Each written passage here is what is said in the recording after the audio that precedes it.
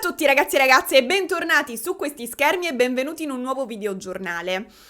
Non so sinceramente come introdurvi l'argomento. Ci sono delle ragazze che vanno in giro per l'Italia ad assaggiare i calippi. Il calippo, che cos'è? È il ghiacciolo prodotto dalla algida, famoso per la sua forma cilindrica. Quindi, siccome per consumarlo lo si ciuccia, cioè è proprio necessaria come cosa, non c'è altro modo di mangiare il calippo se non ciucciarlo. Ecco allora che in questo contesto la parola calippo assume un significato metaforico per indicare un gesto d'amore particolarmente apprezzato da chi lo riceve.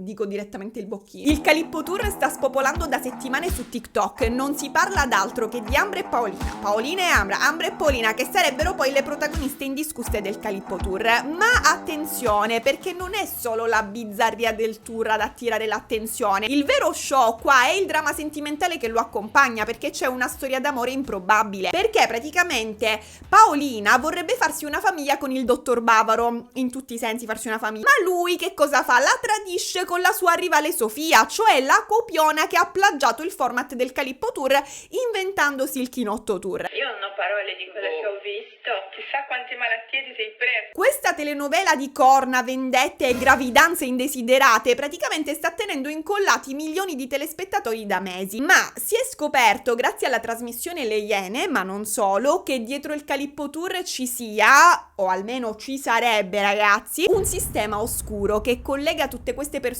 tutte queste ragazze in tour a un'agenzia che ha sede in Romania e che, secondo alcune testimonianze, le starebbe sfruttando e costringendo a partecipare a questo Calippo Tour. Addirittura qualcuno parla di mafia. Mafia ragazzi, cioè siamo passati dall'innocente Calippo Tour, cioè innocente per modo di dire, a presunti giri di criminalità organizzata. Ora io non lo so come stiano reagendo le azioni della Algida a tutto questo. Fossi in loro lancerei il calippo al gusto amaro, che è proprio il gusto che meglio descrive la situazione. Oggi ricostruiremo tutto il caso del Calippo Tour, ragazzi, sin dall'inizio, che vi piaccia oppure no. Cercheremo di mettere in ordine i pezzi e di capire quanto effettivamente ci dobbiamo preoccupare. Mi raccomando, però, nei commenti non offendete i personaggi coinvolti, tenete sempre in considerazione che sono persone, anche se a volte sembrano personaggi, quindi potrebbero leggere quello che scrivete, ragazzi. Esprimete la vostra opinione con gentilezza e detto ciò, cominciamo.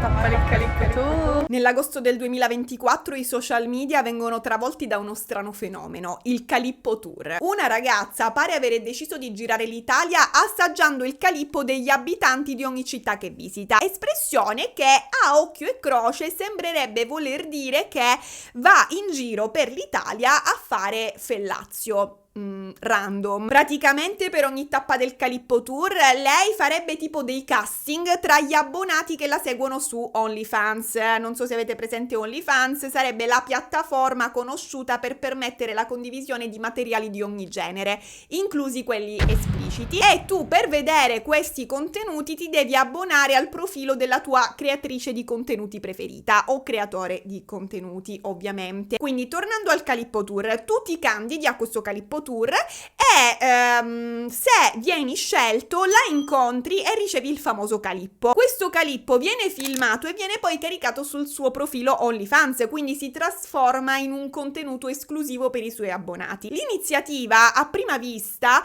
sembra una geniale strategia di marketing, perché come funziona? Allora, ogni volta che la ragazza decide di andare in una nuova città, lei prima annuncia su Instagram la prossima città in cui andrà a fare tappa e poi su TikTok si mostrerà puntualmente alla stazione della città in cui sbarcherà, iniziando il video sempre con una frase rituale. Ragazzi, nuova tappa del Calippo Tour. Di fatto questa ragazza va a creare un format e il pubblico, incuriosito da questa trashata, viene indirizzato al suo profilo OnlyFans, dove per accedere alle performance girate durante il tour si deve abbonare, cioè devi sottoscrivere un abbonamento. Ma non finisce qui. Su TikTok la ragazza va a postare anche il backstage dei calippi. Si tratta di video preliminari, in tutti i sensi video preliminari, in cui lei si riprende insieme ai candidati al Calippo Tour che sono stati scelti da lei per appunto ricevere il calippo del giorno. E lei praticamente che cosa fa? Prima di farglielo, questo calippo, li intervista e gli fa tutta una serie di domande di rito. Gli chiede: siete maggiorenni? Vi sentite pronti? E quindi tra parentesi siete consenzienti? Perché avete scelto di partecipare? Ecco, qua i partecipanti di solito tentano di dare delle risposte profonde. Ciao ragazzi, oggi siamo qua con dei nuovi candidati. La risposta degli utenti di TikTok a questa iniziativa non tarda ad arrivare. I video della protagonista vengono rapidamente condivisi, si trasformano in meme, vengono sticciati, vengono commentati con battutine sarcastiche del tipo: immagino tu sia l'orgoglio di mamma e papà, ah ma dove siamo arrivati? Cioè insomma molto malcontento collettivo. E a contribuire alla viralità del Calippo Tour c'è un'intervista, questa intervista qui praticamente va virale e sentiamo questa ragazza spiegare a grandi linee cosa stia facendo. Facendo un tour, Calippo Tour. Io vado in ogni città, paese, capoluogo e succhio un cazzo. Cioè, magari anche più di uno. Ma chi è questa poetessa? Il suo nome è Ambra Bianchini, una ragazza di Trento che nella vita, come si è capito, crea contenuti per OnlyFans. Ha 22 anni e fa questo lavoro da anni. Sul web c'è traccia di un'intervista sua che risale a quando lei di anni ne aveva 19, in cui veniva già descritta come una creator affermata su OnlyFans. Ora, ragazzi, leggendo questo articolo mi emergono, diciamo, delle incongruenze temporali, perché l'intervista porta la data del 19 giugno 2023, appena un anno fa, per l'appunto. Però, qual è il punto? Che si dice in questa intervista che Ambra avesse 19 anni. Ma se oggi lei ne dichiara 22, come faceva l'anno scorso ad avere 19 anni? È un errore dell'articolo? È una svista? Io voglio sperare di sì, perché in quell'articolo Ambra diceva: ho 19 anni e ho iniziato a fare il calippo da 2 anni, quindi quando ancora era minorenne. Poi, ad ogni modo, secondo la ricostruzione dell'articolo, la decisione di Ambra di aprire un profilo su OnlyFans sarebbe nata in un suo momento di difficoltà, cioè lei si trovava male nella scuola che frequentava a Trento, aveva problemi con i compagni di classe e questo l'avrebbe spinta a cambiare scuola, ma l'unica scuola che poteva riconoscerle i crediti si trovava a Padova, a 2 ore di distanza da casa sua, perché lei frequentava una scuola strana, cioè l'istituto odontotecnico. Io non sapevo neanche che esistesse un istituto odontotecnico. Comunque Ambra decide quindi di trasferirsi a Padova e si iscrive lì all'istituto odontotecnico. Va quindi a vivere per conto suo. Non va a vivere proprio da sola, ma ovviamente va a vivere in un appartamento condiviso con altre 2 persone. E qui, tra affitto e bollette, si trova a dover sostenere un costo mensile di circa 400 euro, che per una studentessa di, non si è capito, se di 17 o 19 anni, comunque è una somma non indifferente. Quindi, per mantenersi gli studi, Ambra valuta le sue opzioni e capisce che deve lavorare. Capisce anche che deve lavorare per forza di sera, perché la mattina deve andare a scuola, il pomeriggio deve studiare, quindi le rimane la sera come orario per lavorare e pensa: posso fare solo la cameriera. Ma trovare lavoro come cameriera si rivela più difficile del previsto. In un'intervista che rilascerà alle Iene, Ambra racconterà di avere distribuito molti curriculum e di essere riuscita a un certo punto a trovare lavoro sul lago di Padova, ma solo per una stagione. Dopodiché avrebbe avuto difficoltà nel trovare altre opportunità, perché bar e negozi le dicevano: guarda, devi avere almeno 2 anni di esperienza per fare il caffè, requisito che lei ovviamente, essendo giovanissima, non aveva. Che poi alla fine per cosa? Cioè per una paga da fame, per un lavoro precario e per fare dei turni che l'avrebbero costretta a dormire 4 ore a notte, visto che poi la mattina si sarebbe dovuta alzare per andare a scuola, e magari dopo tutto questo avrebbe finito pure per prendere voti bassi, perché giustamente quando doveva studiare, cioè sarebbe stata stanca di pomeriggio. Quindi di fronte a queste difficoltà Ambra pensa: non ne vale la pena, mi metto a fare OnlyFans, è un lavoro comunque più dignitoso. Ma Ambra, attenzione ragazzi, ci tiene a specificare che la sua non è stata una scelta forzata, dettata dal fatto di non avere alternative e basta, cioè anche, ma comunque lei dirà: in realtà era una cosa che pensavo mi sarebbe piaciuta, e infatti è stato così. Nasce così l'OnlyFans di Ambra Bianchini, un progetto che lei condivide subito con i genitori, cioè non nel senso che lo fanno insieme, ma nel senso che lei va dai suoi genitori e glielo dice, cioè mamma, papà, ho preso questa decisione, voi che ne pensate? I genitori la appoggiano, ma a una condizione, che lei continui a studiare. Quindi lei voleva effettivamente continuare a studiare, affare fatto. Ambra inizia a dividersi quindi tra studio e lavoro, ma lei non lavora e basta, cioè lei comunque veramente una persona che si impegna nella vita, infatti studia anche le strategie di marketing delle sue colleghe con più esperienza. Vi riporto qui le sue parole. Ci sono giorni in cui studio per le interrogazioni e gli esami e altri in cui cerco di imparare dalle influencer e sex worker famose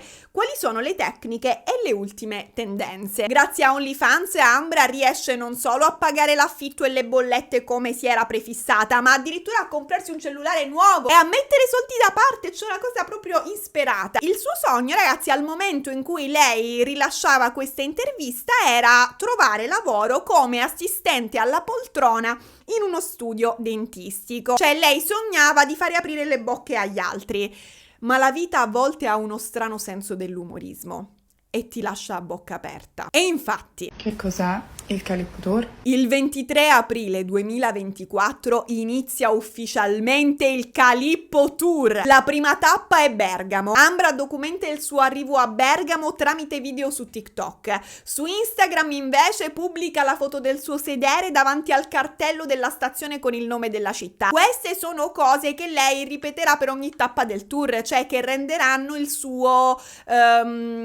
format un format ben riconoscibile. L'iniziativa del Calippo Tour va virale, con la viralità però arrivano anche le critiche e Ambra si ritrova sommersa da un fiume di commenti ostili e battutine pungenti. Una delle battutine più frequenti che si trovano sotto i suoi contenuti è, come vi dicevo prima, sarai sicuramente l'orgoglio di mamma e papà, per ora va di moda questa battuta, intendendo ovviamente che i suoi genitori saranno in imbarazzo all'idea di avere una figlia che va in giro per l'Italia ad assaggiare calippi. Per questo Ambra a un certo punto decide di rispondere alle critiche pubblicando questo video in cui dice: raga, i miei genitori sono contenti se io sono contenta, io non capisco perché mi attaccate, alla fine io non faccio male a nessuno, non uso neanche i denti, sono una persona educata, gentile con tutti, ma che problema vi creo se faccio i calippi? Ora ragazzi, affrontare da sola il Calippo Tour non è facile per Ambra e così ben presto Ambra trova una compagna di avventure.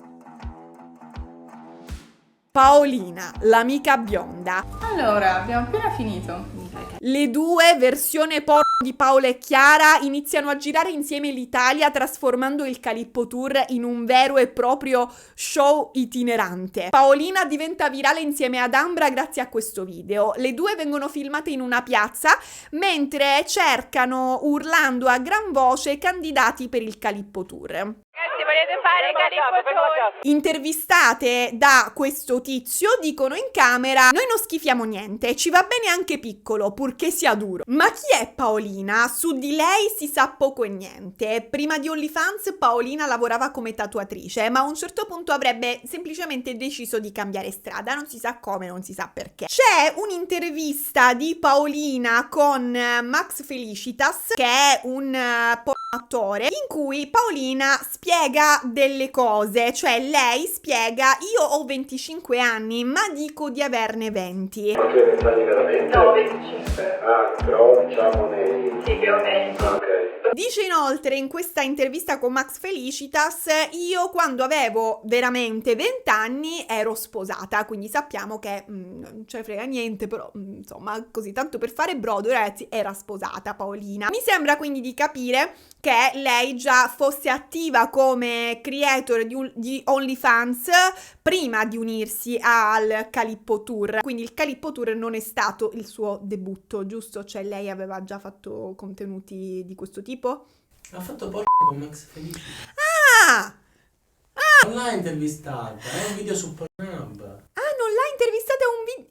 In che senso? Ma mi sembrava che stessero parlando, erano vestiti. È tipo un intro prima di scoprire.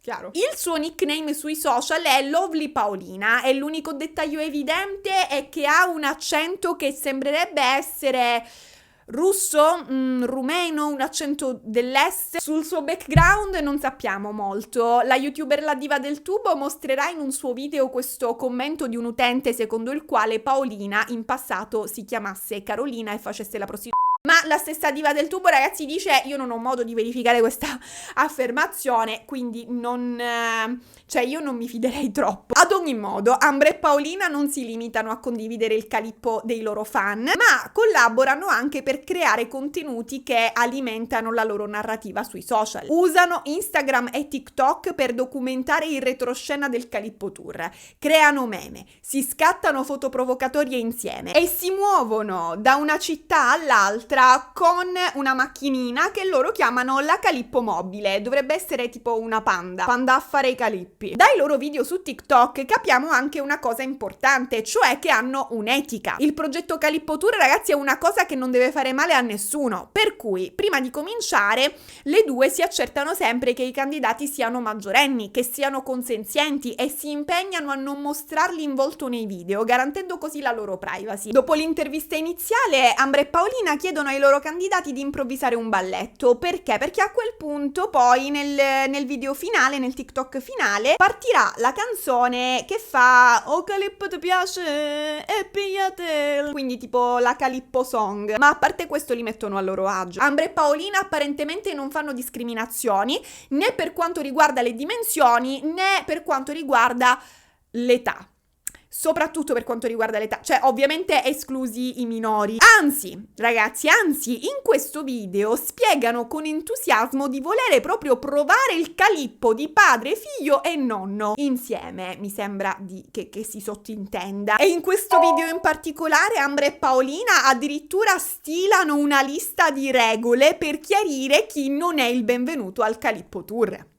Attenzione ragazzi, perché questa è una parte che sarà fondamentale per tutto il video. Regola numero 1: no ai maranza. I ragazzini troppo molesti che fanno i gradassi sono fuori dai giochi. Regola 2: no al calippo sciolto. Per partecipare al Calippo Tour serve un minimo di solidità. E per chi non avesse colto l'allusione, Ambra illustra il tipo di situazione che non accetta. Regola numero 3: no alle persone moleste. Dicono le ragazze: il rispetto è alla base di qualsiasi cosa. Se ci trattate male, per noi è no. Regola 4: no ai disorganizzati. I partecipanti devono rispettare il poco tempo di Ambra e Paolina. Non si può arrivare in ritardo, in nessun senso, ragazzi. Ambra e Paolina si impegnano a essere efficienti e a arrivare agli appuntamenti sempre puntuali e richiedono lo stesso impegno ai candidati. Regola numero 5: no alle persone sporche. Scopriremo che prima di ogni performance le due chiedono al tizio di farsi la doccia. Regola numero 6: no agli zombie. Dicono le ragazze: chi è troppo rigido, chi non si sa divertire non è il benvenuto. Regola numero 7: no a chi se la tira. Non ci interessa come siete fisicamente, dicono Ambra e Paolina, l'importante è che siate brave persone, che siate gentili come noi. Regola numero 8: no ai minorenni. Loro non si stancano veramente mai di ribadirlo. Dice Ambra: potete avere anche 110 anni, ma se siete minori no. Voi se avete 110 anni, okay. Va bene anche se magari... In un altro video, ragazzi, Ambra dirà: potete avere anche 80 anni, va bene pure. E infatti, ragazzi, qui andiamo a toccare un punto che ci tornerà molto utile più avanti. Uno degli aspetti più curiosi del Calippo Tour è che queste due ragazze insistono tanto affinché si presentino candidati più anziani. Nei video le ragazze sottolineano spesso, sospettosamente spesso, di accettare anche i signori più grandi. Sono i benvenuti i signori più grandi. In uno dei suoi TikTok più virali Ambra aveva già scherzato su questo tema. Nella didascalia si leggeva: ma non vedi che ha 20 anni più di te? E lei tipo al che si copriva gli occhi e rispondeva: non vedo.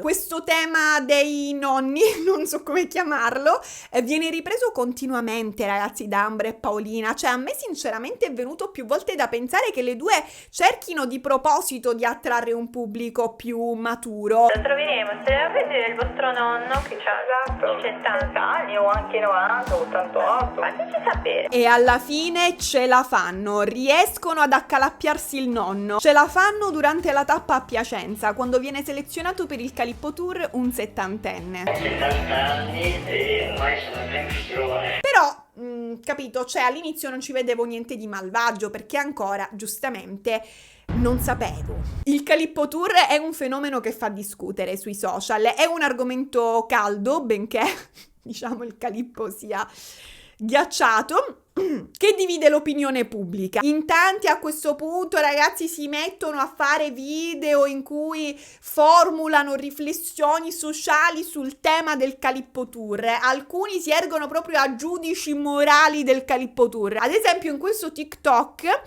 ho sentito fare questo tipo di discorso. Posso capire se fai i calippi alla gente se sei povera, sul marciapiede, non hai alternative, ma se lo fai per guadagnare tanti soldi è sbagliato. Sempre in questo TikTok viene detto: complimenti ai genitori per aver sfornato queste ragazze che hanno rovinato loro la reputazione. Allora, questa per esempio è quell'opinione che non condivido. Innanzitutto, io non credo che i figli debbano sentirsi a vita come delle estensioni dei genitori. Poi, in secondo luogo, io non vedo perché una donna non dovrebbe fare i calippi per guadagnare tanti soldi, se la cosa le piace, se non fa del male a nessuno. Cioè, ma se mi piace farlo, dov'è il tuo problema?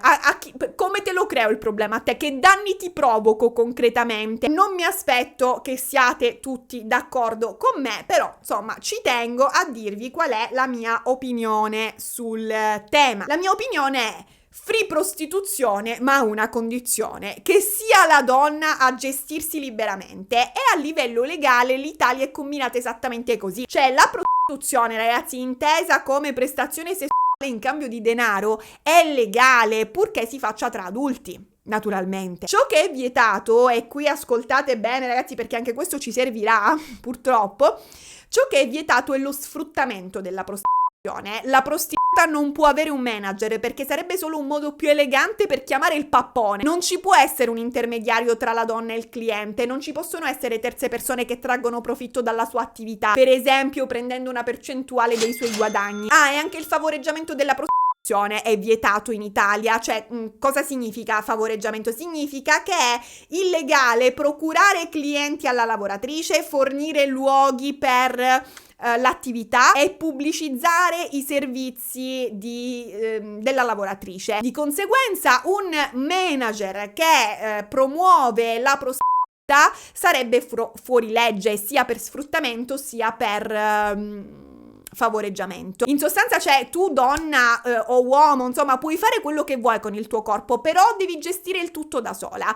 E questo secondo me è giusto, cioè non potrebbe essere più giusto, perché nel momento in cui entra in gioco una terza persona che guadagna dalle tue prestazioni, tu rischi di non essere più libera di decidere a chi darla in cambio di soldi. Cioè, puoi sentirti costretta o comunque un po' troppo incentivata a fare cose che non ti senti di fare. Puoi ritrovarti a lavorare in giorni in cui non c'hai voglia, ti puoi sentire in dovere di non fermarti mai, non prenderti delle pause, perché hai la responsabilità di sostenere il guadagno di chi dipende da te, dei tuoi dipendenti. Questo tipo di dinamica quindi andrebbe a sfociare in un territorio troppo delicato, dove la linea tra il consenso e la coercizione diventerebbe troppo sottile. Il confine con lo stupro si assottiglierebbe pericolosamente. Impedire che ci sia qualcuno che lucra sulla tua attività è un modo per garantire che tu, prostituta in carriera, rimanga sempre padrona delle tue scelte. È una barriera per evitare che il tuo corpo diventi uno strumento nelle mani di qualcun altro, e che un lavoro che magari ti piace si possa trasformare in un incubo dal quale non ti puoi più tirare fuori. Ma infatti per me è molto più triste chi finisce sul marciapiede perché non ha alternative migliori, perché è costretta. A parte che questo tipo di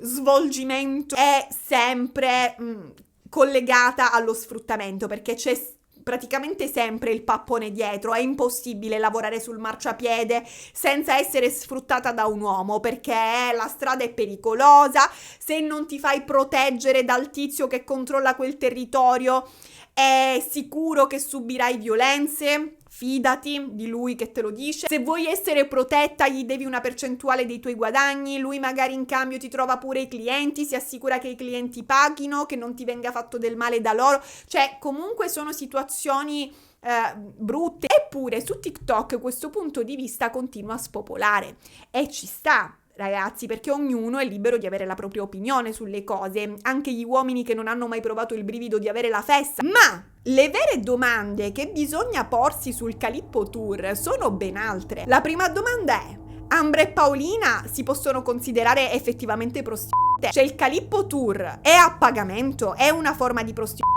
Allora, formalmente sembrerebbe di sì. Cioè, anche se loro non ricevono denaro in cambio del calippo in modo diretto, le prestazioni comunque vengono filmate e caricate su OnlyFans, il che fa guadagnare loro soldi in modo indiretto. Quindi possiamo dire che si ma pur mettendola così, ragazzi, come abbiamo detto, è assolutamente legale farlo se non c'è sfruttamento dietro. E qui ci facciamo la seconda domanda: c'è uno sfruttamento dietro? Perché spesso i creator delle varie piattaforme sono affiliati ad agenzie che promuovono per esempio i loro contenuti. Ma se Ambra e Paolina fossero supportate da un'agenzia che trae profitti dalla loro attività, comunque sarebbe una forma di sfruttamento. Legalmente non ci possono essere intermediari, come abbiamo visto. Vabbè, mentre su TikTok ci facciamo queste domande etiche, mentre Ambra e Paolina portano avanti il loro famigerato Calippo Tour, Paolina annuncia di essere incinta. Secondo lei il padre del bambino sarebbe il dottor Bavaro, all'anagrafe Guglielmo, un TikToker di 25 anni che studia giurisprudenza e che ha costruito la sua popolarità ostentando uno stile di vita lussuoso, circondato da ragazze e cibo.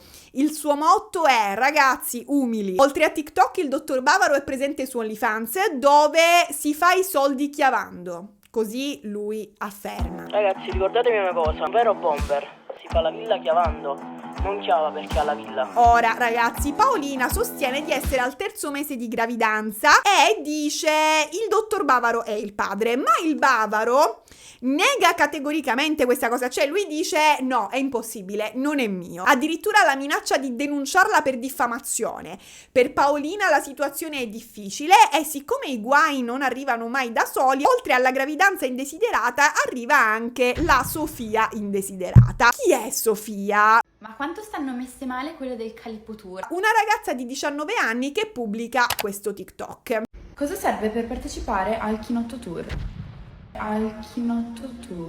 Sofia lancia un format che praticamente è identico al Calippo Tour. Identico, ragazzi, cioè proprio segue lo stesso copione del Calippo Tour. Tanto che si lamenta di chi si presenta al Calippo Tour, al Chinotto Tour in ritardo. Dice che rifiuta categoricamente i minorenni. Fa commenti sul fatto che non vuole i chinotti mosci, come Ambra diceva che non voleva i calippi sciolti. Perché io poi chianti mosci, cioè non ho più pallida di cosa farci, cioè pensate qualcosa fa così, cioè io.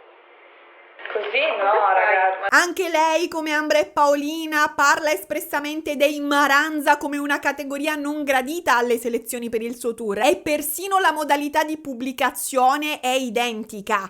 In che senso? Cioè, questa frase vi sembrerà senza senso, lo so, ma adesso vi spiego che cosa voglio dire. Praticamente Sofia, lo stesso copione, le stesse cose che dice, le ricicla in video diversi. E questa cosa la fanno anche Ambra e Paolina. Vi faccio vedere, cioè ve lo dimostro, vi do direttamente una dimostrazione. Questo è il video 1 sui requisiti per partecipare al Calippo Tour. Persone che noi non vogliamo, dove? Non vogliamo nel Calippo Tour. Persone che hanno il calippo sciolto. Video 2. Persone che non vogliamo assolutamente Nel Calippo Tour, ragazzi. comunque anche persone che hanno il calippo sciolto. Video 3. Requisiti del Calippo Tour. Un altro requisito? ghiacciati come il calippo del 70enne. Ok, ora vi mostro un esempio con il nuovo Chinotto Tour. Ecco il primo TikTok in cui Sofia presenta il Chinotto Tour. Cosa serve per partecipare al Chinotto Tour? Ragazzi, innanzitutto bisogna essere persone serie. E ora ecco un secondo video che è praticamente identico. Serve per partecipare al Kinotto Tour. Ragazzi, innanzitutto dovete essere persone serie. Cioè, secondo voi potrebbe essere come se registrassero un video diverso per ogni piattaforma social, uno per Instagram, uno per TikTok e così via, ma usando sempre lo stesso copione?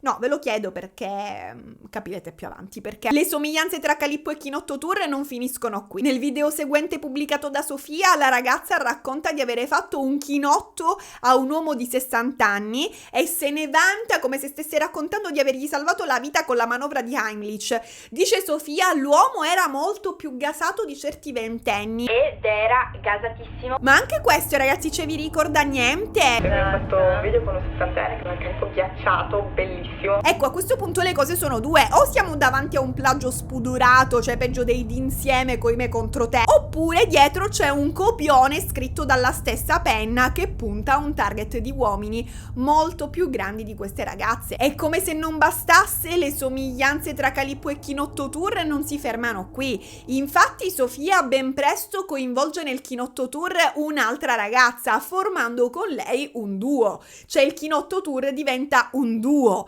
ragazzi, proprio come Ambra e Paolina. A questo punto il plagio è così evidente che le due fondatrici del Calippo Tour non ci stanno più e accusano pubblicamente Sofia e il suo Kinotto Tour di essere la brutta copia del loro format. Ma Sofia non si tira indietro e risponde con questo video in cui si scaglia in particolare contro Paolina, cioè la chiama fallita perché secondo lei si sarebbe fatta mettere incinta dal dottor Bavaro solo per hype. Sofia nel video insinua anche che Paolina si sia fatta mettere incinta perché dopo aver preso Calippi da tutta Italia nessuno la voglia più e così starebbe cercando di ripiegare sul povero dottor Bavaro perché si deve accasare, cioè ormai non la vuole più nessuno. Cioè Sofia dice pure che schifo, che schifo, Che schifo, veramente. come se lei non si stesse ponendo lo stesso obiettivo, cioè l'obiettivo di fare chinotti in tutta Italia. Non ha senso. Non contenta, Sofia dice anche: Paolina vuole sfruttare questa gravidanza per farsi mantenere dal Bavaro, tanto che lui, pensate, era convinto che lei prendesse la pillola, lei lo ha incastrato.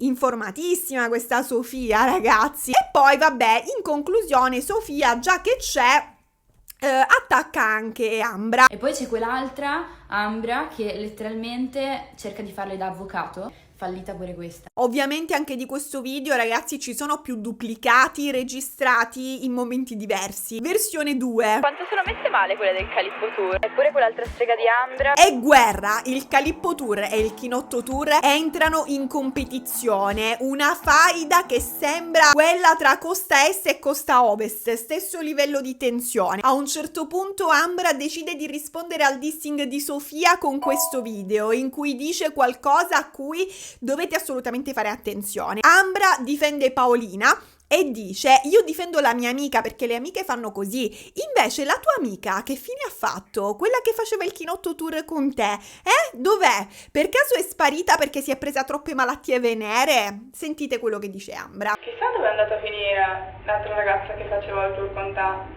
Forse ha smesso il tour perché si è presa troppe malattie. Ma chi è sta amica di Sofia che è sparita? Ebbene ragazzi, come vi dicevo, pare che all'inizio ci fosse un'altra ragazza che affiancava Sofia nel Kinotto Tour, cioè erano un duo a quanto pare. Però la cosa strana è che di quest'altra ragazza ad oggi non si trovano più tracce. Cioè noi abbiamo veramente rivoltato internet, abbiamo cercato tra i video, ovviamente, tra i profili social, tra i commenti, abbiamo cercato pure nei siti porno. Ma niente, nessuna traccia della prima compagna di avventure di Sofia. Praticamente questo è un dettaglio che può sapere solo chi ha seguito in diretta il Kinotto Tour, quindi io no, purtroppo. Se voi lo avete seguito live e sapete a chi Ambra si riferisca in questo video, fatevi avanti e spillateci il tè sulla presunta amica di Sofia. Quindi vabbè, appurato che Sofia è rimasta sola a fare il Kinotto Tour, giustamente ha bisogno di una nuova compagna di avventure ed è a questo punto che entra in scena lei, la nuova compagna di avventure di Sofia. Ciao, sono Samantha, sono la cugina di Sophie. Lei si presenta come Sami e dichiara di essere la cugina di Sofia e dice: da questo momento in poi io farò il chinotto tour insieme a lei. Faccio il chinotto tour con mia cugina. Il vero nome di Sami è Samantha Del Neri e addirittura verrà intervistata a carta bianca in una puntata dedicata al fenomeno dei tour. Durante l'intervista Samantha racconterà di essere su OnlyFans da quando ha compiuto 18 anni, ora ne ha 21, e a proposito del chinotto tour dirà: non è prostituzione perché io non mi faccio pagare per i rapporti, i miei chinotti sono gratis, modestamente. E quindi attenzione ragazzi, né il Calippo Tour né il Chinotto Tour vengono presentati come servizi a pagamento. Quello che viene detto è che tu ti candidi e se vieni scelto ti viene fatto il servizio completo gratis. Il punto però è sempre quello, cioè che la performance viene filmata e il video viene messo su OnlyFans, quindi dalla prestazione la ragazza non guadagna, ma dal video che ritrae la prestazione sì. Ma in ogni caso, cioè, stiamo ribadendo la stessa cosa di prima, comunque chi se ne frega, cioè si può essere più o meno d'accordo con la morale di queste ragazze, ma quello che conta alla fine è la legge. Per la legge lo possono fare sia a pagamento sia a gratis. L'importante è che, ripetiamo tutti insieme, non ci siano intermediari di mezzo. Ma non è tutto, a carta bianca verrà intervistata anche Sofia, che spiegherà il funzionamento del Chinotto Tour con queste parole. Fate attenzione alle parole che sceglie. Certo, Chinotto Tour consiste in attuare rapporti sia orali che chiaramente io servo anche il dolce, quindi anche avere un rapporto completo. Chiaramente servo anche il dolce è una hit che Sofia ripete sempre, c'è il suo ritornello, è martellante, ci tiene a ricordare continuamente a chiunque volesse candidarsi al suo Chinotto Tour che non è che perché si chiama Chinotto Tour allora lei si limita a farti il chinotto e basta, ti conclude là. No, lei ti include anche il resto delle bevande, sappilo. Sofia in questa intervista rivelerà anche qualcosa che quando scopriremo cosa c'è veramente dietro il Chinotto Tour ci sembrerà una tragedia. Dice Sofia: io ho dovuto lasciare la scuola perché ero troppo impegnata con il Chinotto Tour. Una dichiarazione che Sofia approfondirà in questo TikTok, in cui dirà: sì ragazzi, io ho lasciato gli studi per dedicarmi ai chinotti. Allora, ognuno fa le sue scelte ragazzi, c'è chi vuole diventare medico e c'è chi vuole servire il dolce. Finché è una scelta che viene dalla tua testa, ci sta, cioè ognuno ha il diritto di scegliere la propria strada, di decidere cosa farne della propria vita una volta maggiorenne. La cosa diventa un problema quando la scelta non è completamente tua, quando c'è qualcuno che ti spinge a farla, che ti convince che sia la tua migliore opzione o addirittura l'unica opzione, quando in realtà le alternative ci sono. Per esempio potresti fare OnlyFans continuando ad andare a scuola senza schinottare in tour per l'Italia, perché ora, lasciando stare tutto il pippone sul fatto che studiare ti sblocca il cervello, impari, inserisci nuovi dati che puoi usare per costruire ragionamenti più elaborati e quindi farti fottere di meno nella vita anche solo metaforicamente, mettiamo da parte questo pippone, diciamolo ragazzi, si va a scuola anche per un altro motivo, cioè per perdere tempo, o meglio prendere tempo, cioè tu prendi tempo per decidere qual è la strada definitiva per te. Cioè, tanto per parlare ragazzi, siamo tutti d'accordo che nessuno dovrebbe consigliarti di lasciare la scuola per lavorare, giusto? Soprattutto nessuno che può guadagnarci da questa tua decisione. Cioè una persona che fa il tuo interesse, secondo me, ti dice: guarda, finché ne hai la possibilità, tu studia, finché ti puoi permettere di studiare, fallo, lascia stare il tour, lascia stare il lavoro, lascia stare lascia che la scelta di cosa farne della tua vita quando arriverà sia veramente tua. Se siamo d'accordo, possiamo andare avanti. La guerra tra il Calippo Tour e il Chinotto Tour non accenna a placarsi e raggiunge il suo culmine durante una live in cui le ragazze dei due tour si scontrano in diretta, un catfight senza precedenti. Ambra e Paolina accusano Sofia e Sami di plagio e difendono il loro format con le unghie e con i denti, o preferibilmente senza denti. Dall'altra parte Sofia e Sami si vantano di essere non una copia ma la versione migliorata e soprattutto di essere più giovani. Ambra prende in giro Sofia perché ha lasciato la scuola, ma la situazione si scalda veramente tanto quando il dottor Bavaro, che è presente alla diretta, lui vi ricordo essere il presunto presunto padre del presunto bambino della presunta Paolina, il dottor Bavaro interrompe la lite per rivolgersi a Sofia, quella del Chinotto Tour, e per farle una richiesta inaspettata, cioè le chiede: Sofia, scusa, siccome non ti vedo tanto bene, gentilmente mi mandi una foto delle tue mini. Il dottor Bavaro lascia tutti interdetti, ma Sofia comunque subito si mette al lavoro, no? Si mette in moto per farsi sto selfie e mandarglielo e farsi vedere meglio. Questo bordellino ovviamente scatena l'ira di Paolina.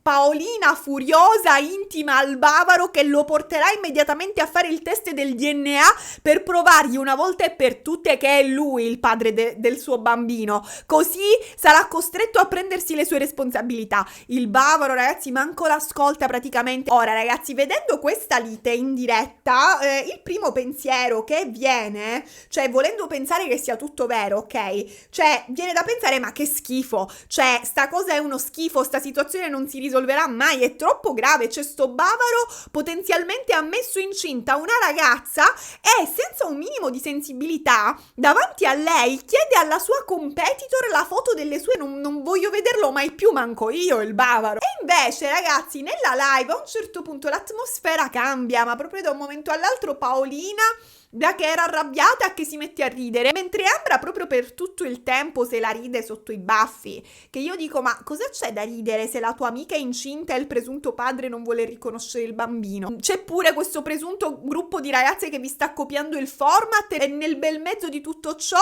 il presunto padre del bambino chiede a una delle plagiatrici una foto mentre voi vi state litigando. Cioè, ma che c'è da ridere? Io quando ero incinta piangevo per molto meno. Boh, ragazzi, a me già da questa live posso dire che sembra una farsa, ma la certezza ce l'abbiamo? No!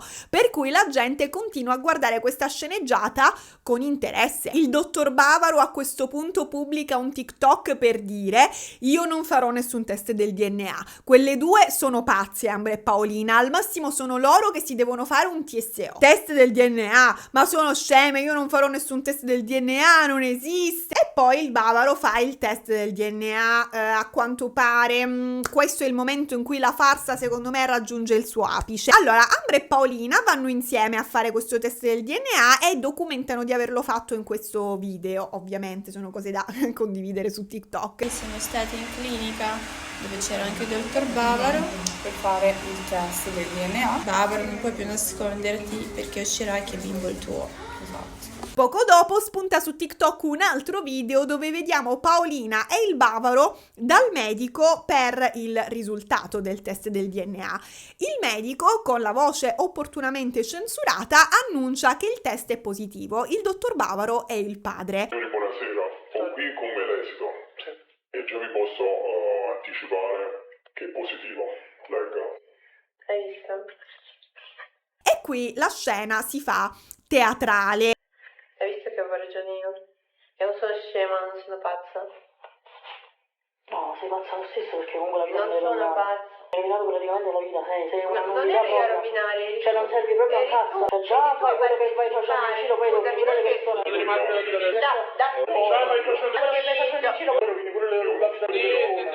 Livello di recitazione Bollywood, una scena talmente finta che mi aspettavo da un momento all'altro che il medico si mettesse a ballare una coreografia insieme a loro. Secondo me si vede proprio assai che è tutto finto, ve ne dico una, solo una. Guardate la manica del medico, cioè... Ma vi sembra la manica del camice di un dottore con l'elastico al polso? Cioè, secondo me è una tuta da imbianchino. A parte che non credo proprio che un medico permetterebbe di registrare un video del genere, con tanto di telecamera posizionata dalla sua parte del tavolo. Cioè, ma vi pare? Scusi, dottore, possiamo piazzare una telecamera davanti a lei mentre discutiamo dei risultati del test del DNA e del fatto che lui non voglia essere il padre? Comunque, vabbè, nel TikTok successivo Paolina piange, è disperata. Lo capiamo dalla tuta del pentimento che indossa, è proprio Chiara Ferragni nel pieno del suo errore di comunicazione. E cos'ha Paolina? Allora dice Paolina: il Bavaro mi ha bloccata ovunque, mi ha bloccata su WhatsApp, sui social, mi ha bloccata nella vita. Bavaro, ti prego, dammi una seconda possibilità e ti prometto che smetterò di fare il Calippo Tour, subito, seduta stante. Ti prometto Guglielmo, di smettere con il tour. Boh ragazzi, ma questo è un modo di comunicare? Questa sarebbe la capacità di due futuri genitori di risolvere i problemi, di parlare, piangere e sbraitare in un video su Instagram? C'è la possibilità di chiamare gli assistenti sociali quando il bambino è ancora nella pancia? Ragazzi, a questo punto per me è evidente che ci troviamo davanti a una gigantesca operazione di marketing. Tutto il dissing tra Calippo e Chinotto Tour, secondo me, secondo tutti, è una grande montatura.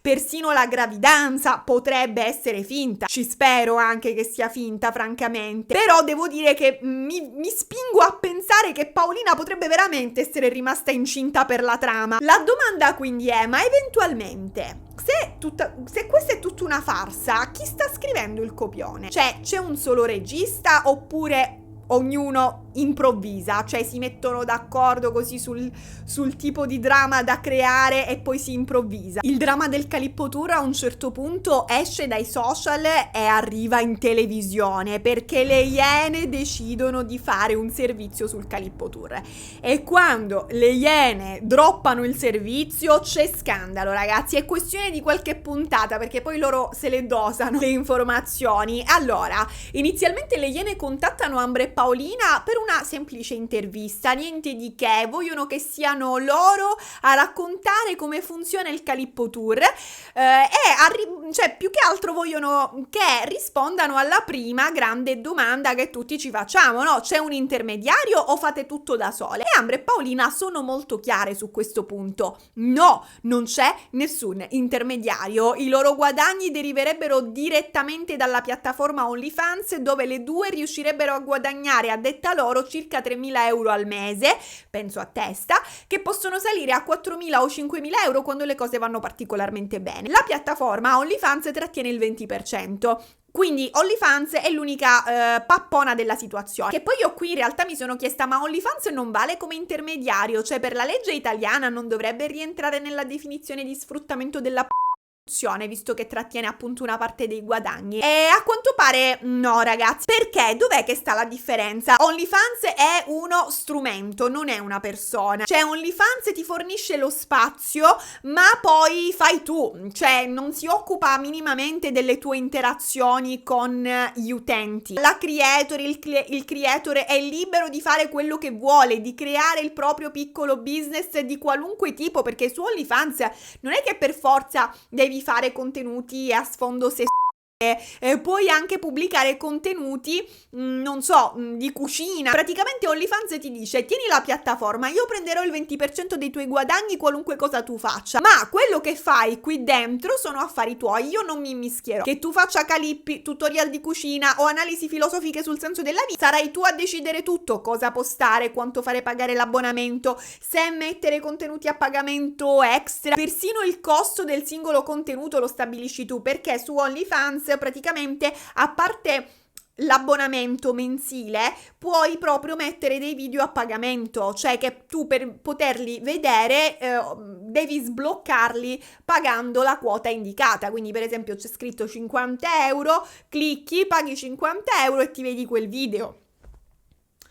Dovrei cominciare a caricare i video. Ma la vera differenza, cioè la cosa che tiene al sicuro OnlyFans a livello legale, è che la piattaforma non si mette a fare il pappone virtuale, cioè non ti organizza gli incontri fisici, non ti dice con chi devi fare collaborazioni, non ti prenota gli alberghi, non ti suggerisce il tipo di contenuti da fare.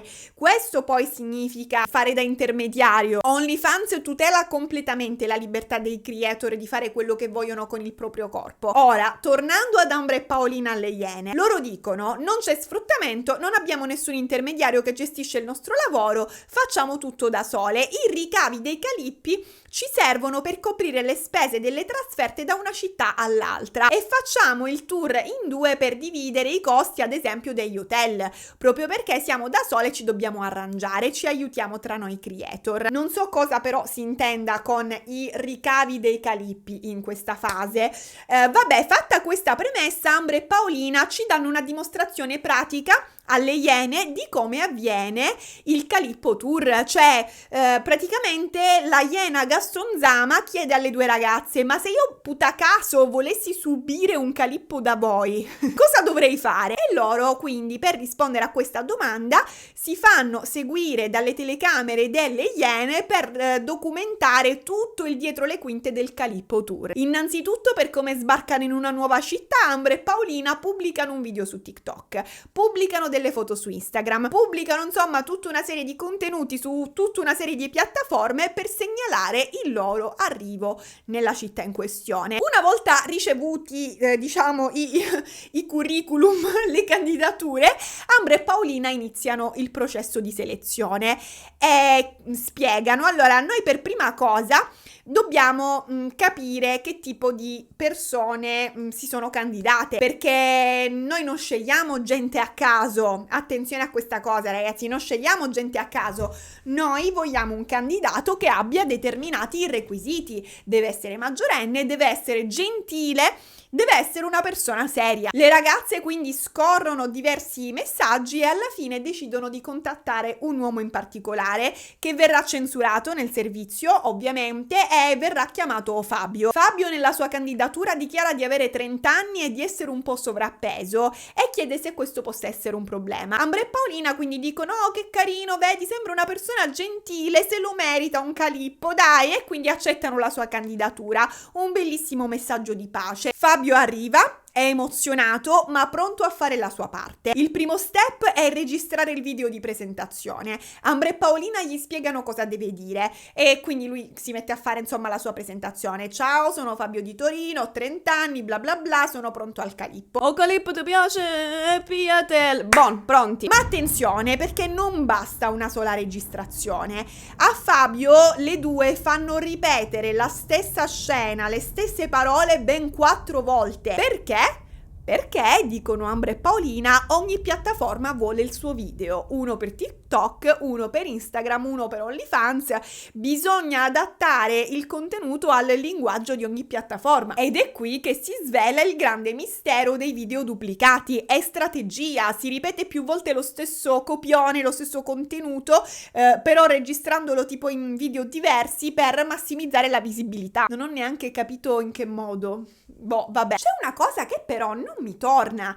Anche Sofia del Chinotto Tour fa la stessa cosa. Cioè anche lei registra diversi video con lo stesso copione in momenti diversi. È una coincidenza? Le ipotesi, ragazzi, sono sempre due. La prima è che Sofia le stia copiando. La seconda è che ci sia una solamente dietro le quinte che coordina entrambi i tour. Ambra e Paolina però sono categoriche. Ribadiscono di non avere dietro nessuno.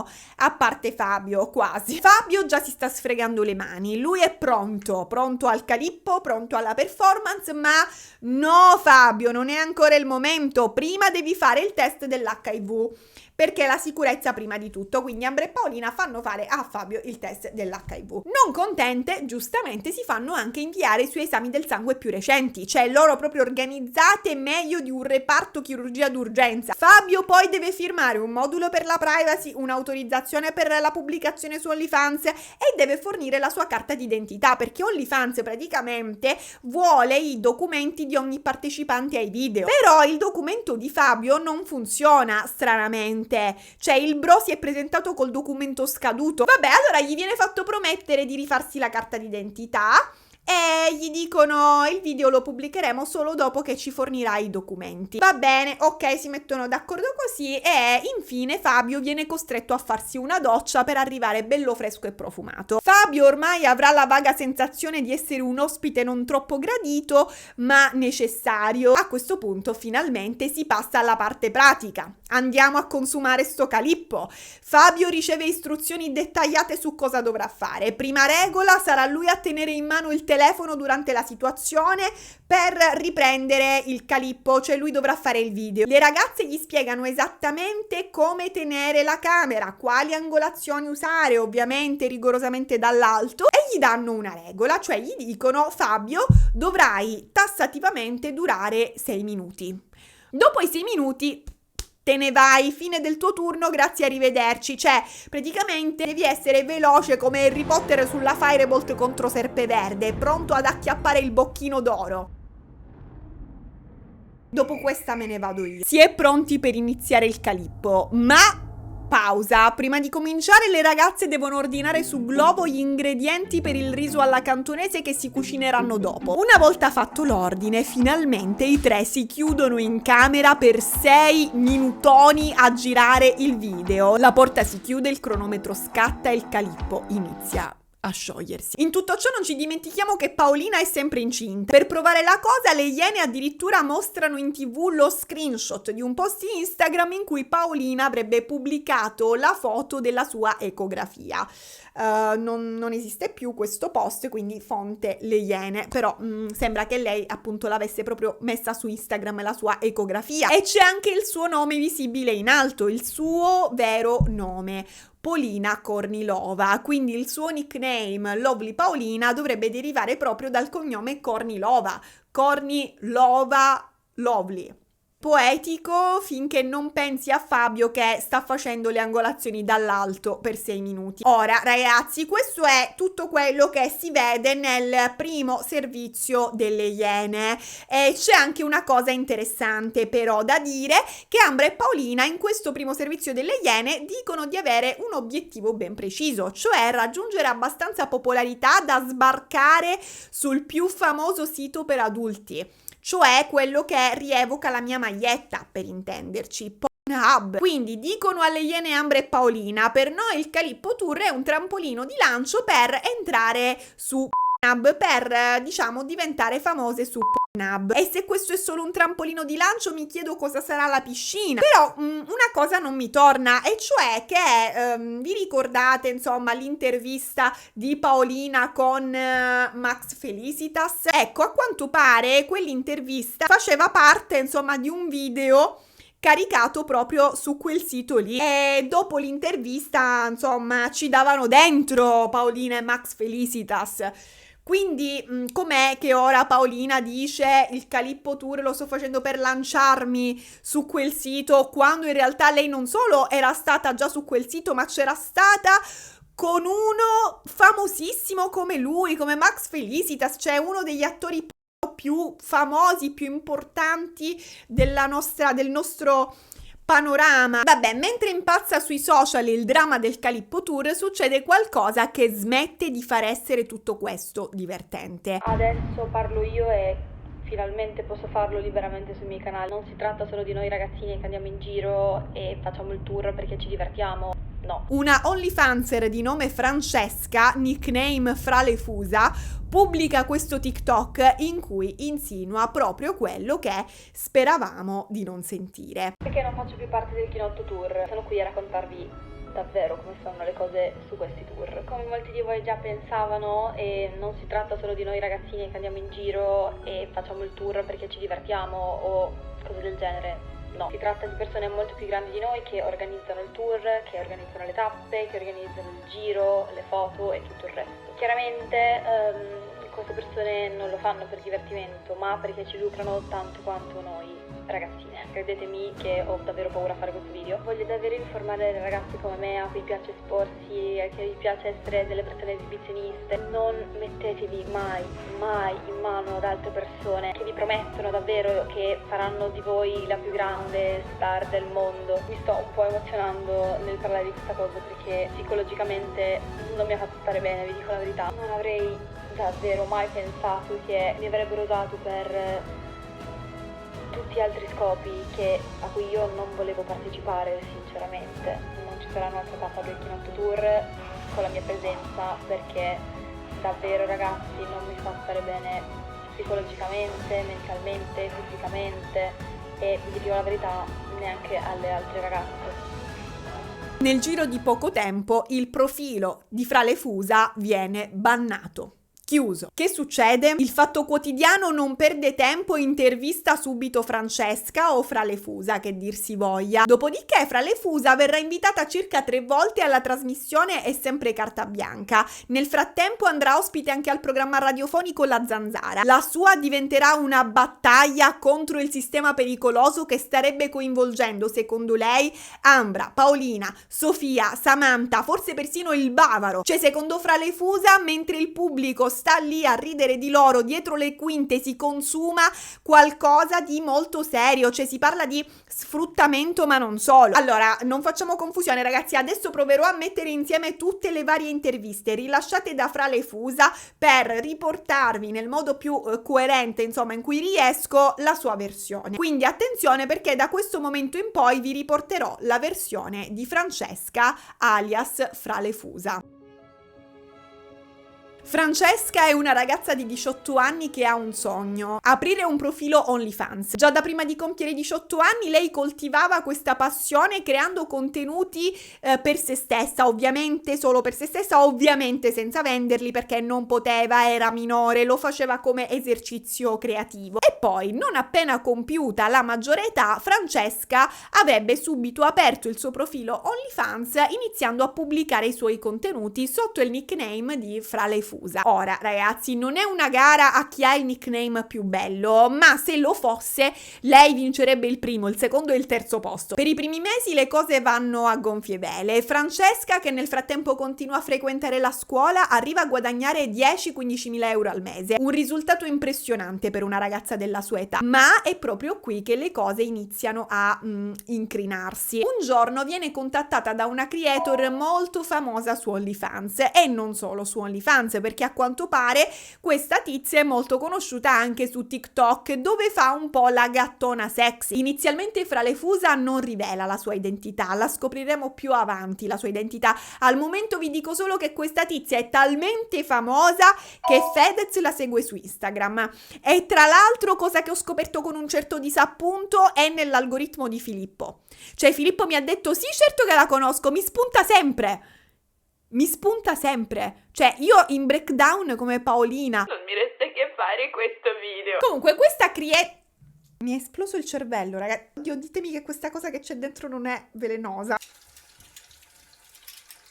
Comunque, questa creator misteriosa che mio marito ha nel suo algoritmo le propone una collaborazione e Francesca accetta di fare questa collaborazione, insomma, con un certo entusiasmo, perché appunto lei è famosissima su OnlyFans. Premesso, ragazzi, che fare una collaborazione per OnlyFans, cioè per chi fa questo tipo di contenuti su OnlyFans, significa, non so, trastulliamoci vicendevolmente, cose del genere, penso, in linea di massima. Vabbè, la collaborazione la fanno, va tutto bene, e alla fine di questa performance la tizia, la ragazza misteriosa, dice a Francesca Fra le Fusa: lo sai, il mio fidanzato ha un'agenzia di cui io stessa faccio parte, e guarda quanti soldi guadagno grazie a questa agenzia. La ragazza misteriosa le mostra dei numeri impressionanti e le propone di firmare con l'agenzia del suo fidanzato. Francesca Fra le Fusa, impressionata da quei risultati, vede in questa proposta un'opportunità per crescere ancora di più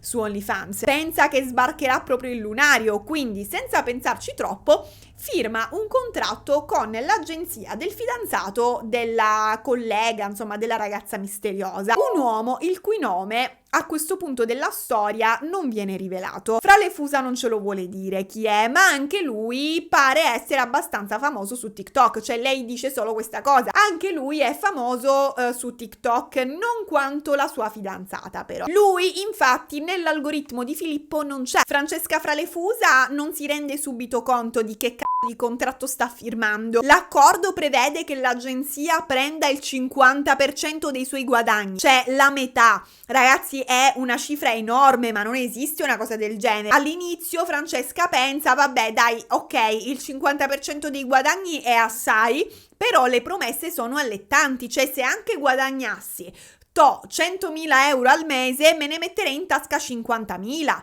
Sono comunque tanti, e quindi firma sto patto col diavolo senza farsi troppi calcoli. Le promesse inizialmente vengono mantenute dalla gente. Gli introiti di Francesca Fralefusa passano dai 10-15.000 euro al mese che guadagnava a 20, 25, 30.000 euro al mese. In più l'agenzia le assegna un profilo Instagram già avviato con 170.000 followers.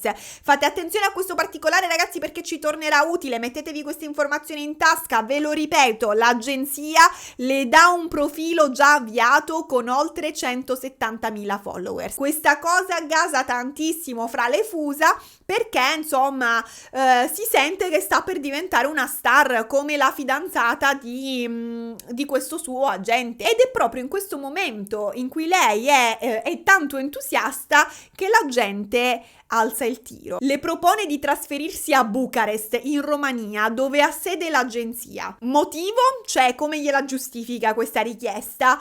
Le tasse italiane sono troppo alte e con la percentuale che deve dare all'agenzia non riuscirebbe mai a sostenere i costi. Il che, ragazzi, è vero. In Italia, tra INPS, IRPEF, contributi, oltre il 40% del totale va allo Stato. Cioè, di più, secondo me, però diciamo il 40%. Quindi, ora, se Fralefusa il 40% del suo stipendio lo deve dare allo Stato, il 20% lo deve dare a OnlyFans e il 50% lo deve dare all'agenzia, siamo al 110%, cioè praticamente più di quanto guadagnerà. A conti fatti Fralefusa se ne andrà in palazzo, cioè non porterà a casa manco un euro, lavorerà per gli altri mentre lei avrà le tasche vuote e anzi magari ci rimetterà pure. Tutto questo lei non lo aveva calcolato prima, perché quando aveva firmato il contratto non aveva le competenze per fare certi calcoli. Era un mondo nuovo per lei e non mi sento neanche di darle la colpa, francamente, perché andava ancora a scuola e a scuola queste cose non te le insegnano. Cioè a scuola impari la perifrassi attiva e passiva, che ti sarà utilissima se un giorno inventerai una macchina del tempo e vorrai tornare nell'antica Roma per spiegare a Cicerone i tuoi problemi fiscali, ma il sistema di tassazione e come evitare di finire al 110% di uscite non te lo insegnano. Chissà, magari se nel contratto ci fosse stata una subordinata implicita lei l'avrebbe riconosciuta, ma la fregatura esplicita no. Mi sembra strano che la gente non si sia preso la briga di dirglielo prima, che per sostenere il 50% richiesto dal contratto si sarebbe per forza dovuta trasferire in Romania, perché col sistema di tasse italiane non ce l'avrebbe mai fatta. Mi sembra che le abbia apparecchiato uno specchietto per le allodole, se la versione di Fralefusa è vera. È una trappola, cioè lui prima l'avrebbe attirata con la fidanzata famosa che le ha richiesto una collaborazione, poi lei dall'alto della sua influenza l'avrebbe convinta a firmare un contratto che le prometteva guadagni straordinari, e in tutto ciò l'avrebbero fatta firmare senza parlarle del fatto che per raggiungere quelle cifre per forza prima o poi si sarebbe dovuta trasferire a Bucarest, lasciandosi tutto indietro: la famiglia, gli amici e la scuola anche. E adesso è troppo tardi per tornare indietro, perché la cessazione del contratto prevede una penale. Oltretutto Fralefusa già ha investito tantissimo sulle sue pagine social, cioè lei ha creato contenuti, li ha creati anche faticosamente, perché comunque non è che sia così facile creare quel tipo di contenuti, no? Cioè comunque ci metti una parte di te e l'agenzia ha il controllo dei suoi profili social, ha le sue password, la può cancellare quando vuole. Ricordiamo che sono stati loro a fornirle il profilo Instagram, per esempio, e nel contratto c'era anche una clausola a detta di Fralefusa in base alla quale se lei se ne fosse andata, se avesse cessato il contratto, l'agenzia comunque avrebbe continuato a detenere i diritti sulla sua immagine per 12 mesi. Quindi lei, se capisco bene, avrebbe dovuto continuare a passargli il suo 50% per un anno. Francesca si sente come se non avesse scelta e decide di lasciare l'Italia, abbandonare la scuola, rinunciare quindi al suo diploma, perché lei stava facendo l'ultimo anno di scuola, e si trasferisce a Bucarest. Fralefusa si trasferisce a casa di chi? A casa della sua collega misteriosa e del suo agente, cioè va a vivere con quello che si intasca la metà dei suoi soldi. E non solo, Francesca si ritrova a filmare contenuti con tutti e due. Cioè, questo significa che oltre al 50% dei suoi guadagni, la gente da lei si prende anche altro. Quantomeno Fra le Fusa racconta che in questo primo periodo era lei a decidere il tipo di contenuti da pubblicare, perché l'agenzia, dice lei, si occupava solo di pubblicizzarli e rivenderli. Quindi tutto sommato lei a una certa aveva deciso di accollarsela, se non che a un certo punto le cose sarebbero cambiate. Francesca avrebbe passato 1 mese e mezzo a casa del suo agente, quando a un certo punto lui le avrebbe detto: allora Fra le Fusa, questo tuo format non funziona più, basta vendere solo foto, facciamo qualcosa per promuovere veramente la tua immagine, facciamo una cosa che per ora con le altre ragazze mi sta funzionando bene, facciamo un tour d'Italia a prendere cazzo in giro per le città d'Italia, cioè oddio, facciamo un parolone, facciamo.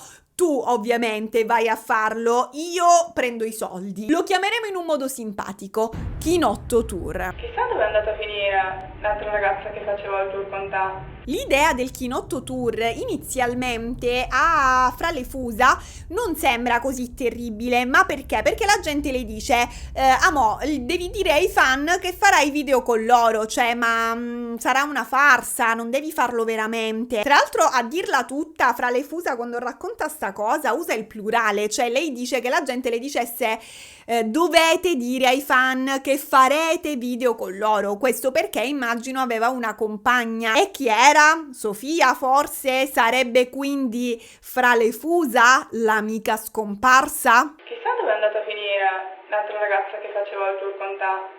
Forse ha smesso il tour perché si è presa troppa malattia. Qualcuno che ha seguito live la cosa mi conferma o mi smentisce nei commenti, per favore, per cortesia. Comunque, insomma, l'agenzia le dice: Fra le Fusa, fingi le selezioni, fingi di fare dei casting, ma alla fine scegli tu con chi andare, con chi fare effettivamente questi chinotti. Non c'è nessun problema, non ti forzare a fare niente. Ma tutta questa diplomazia, ragazzi, dura meno di 20 giorni, a detta di Fra le Fusa. Dopodiché l'agenzia passa a selezionare veramente fan con cui lei e le altre ragazze dovranno avere rapporti e filmarsi.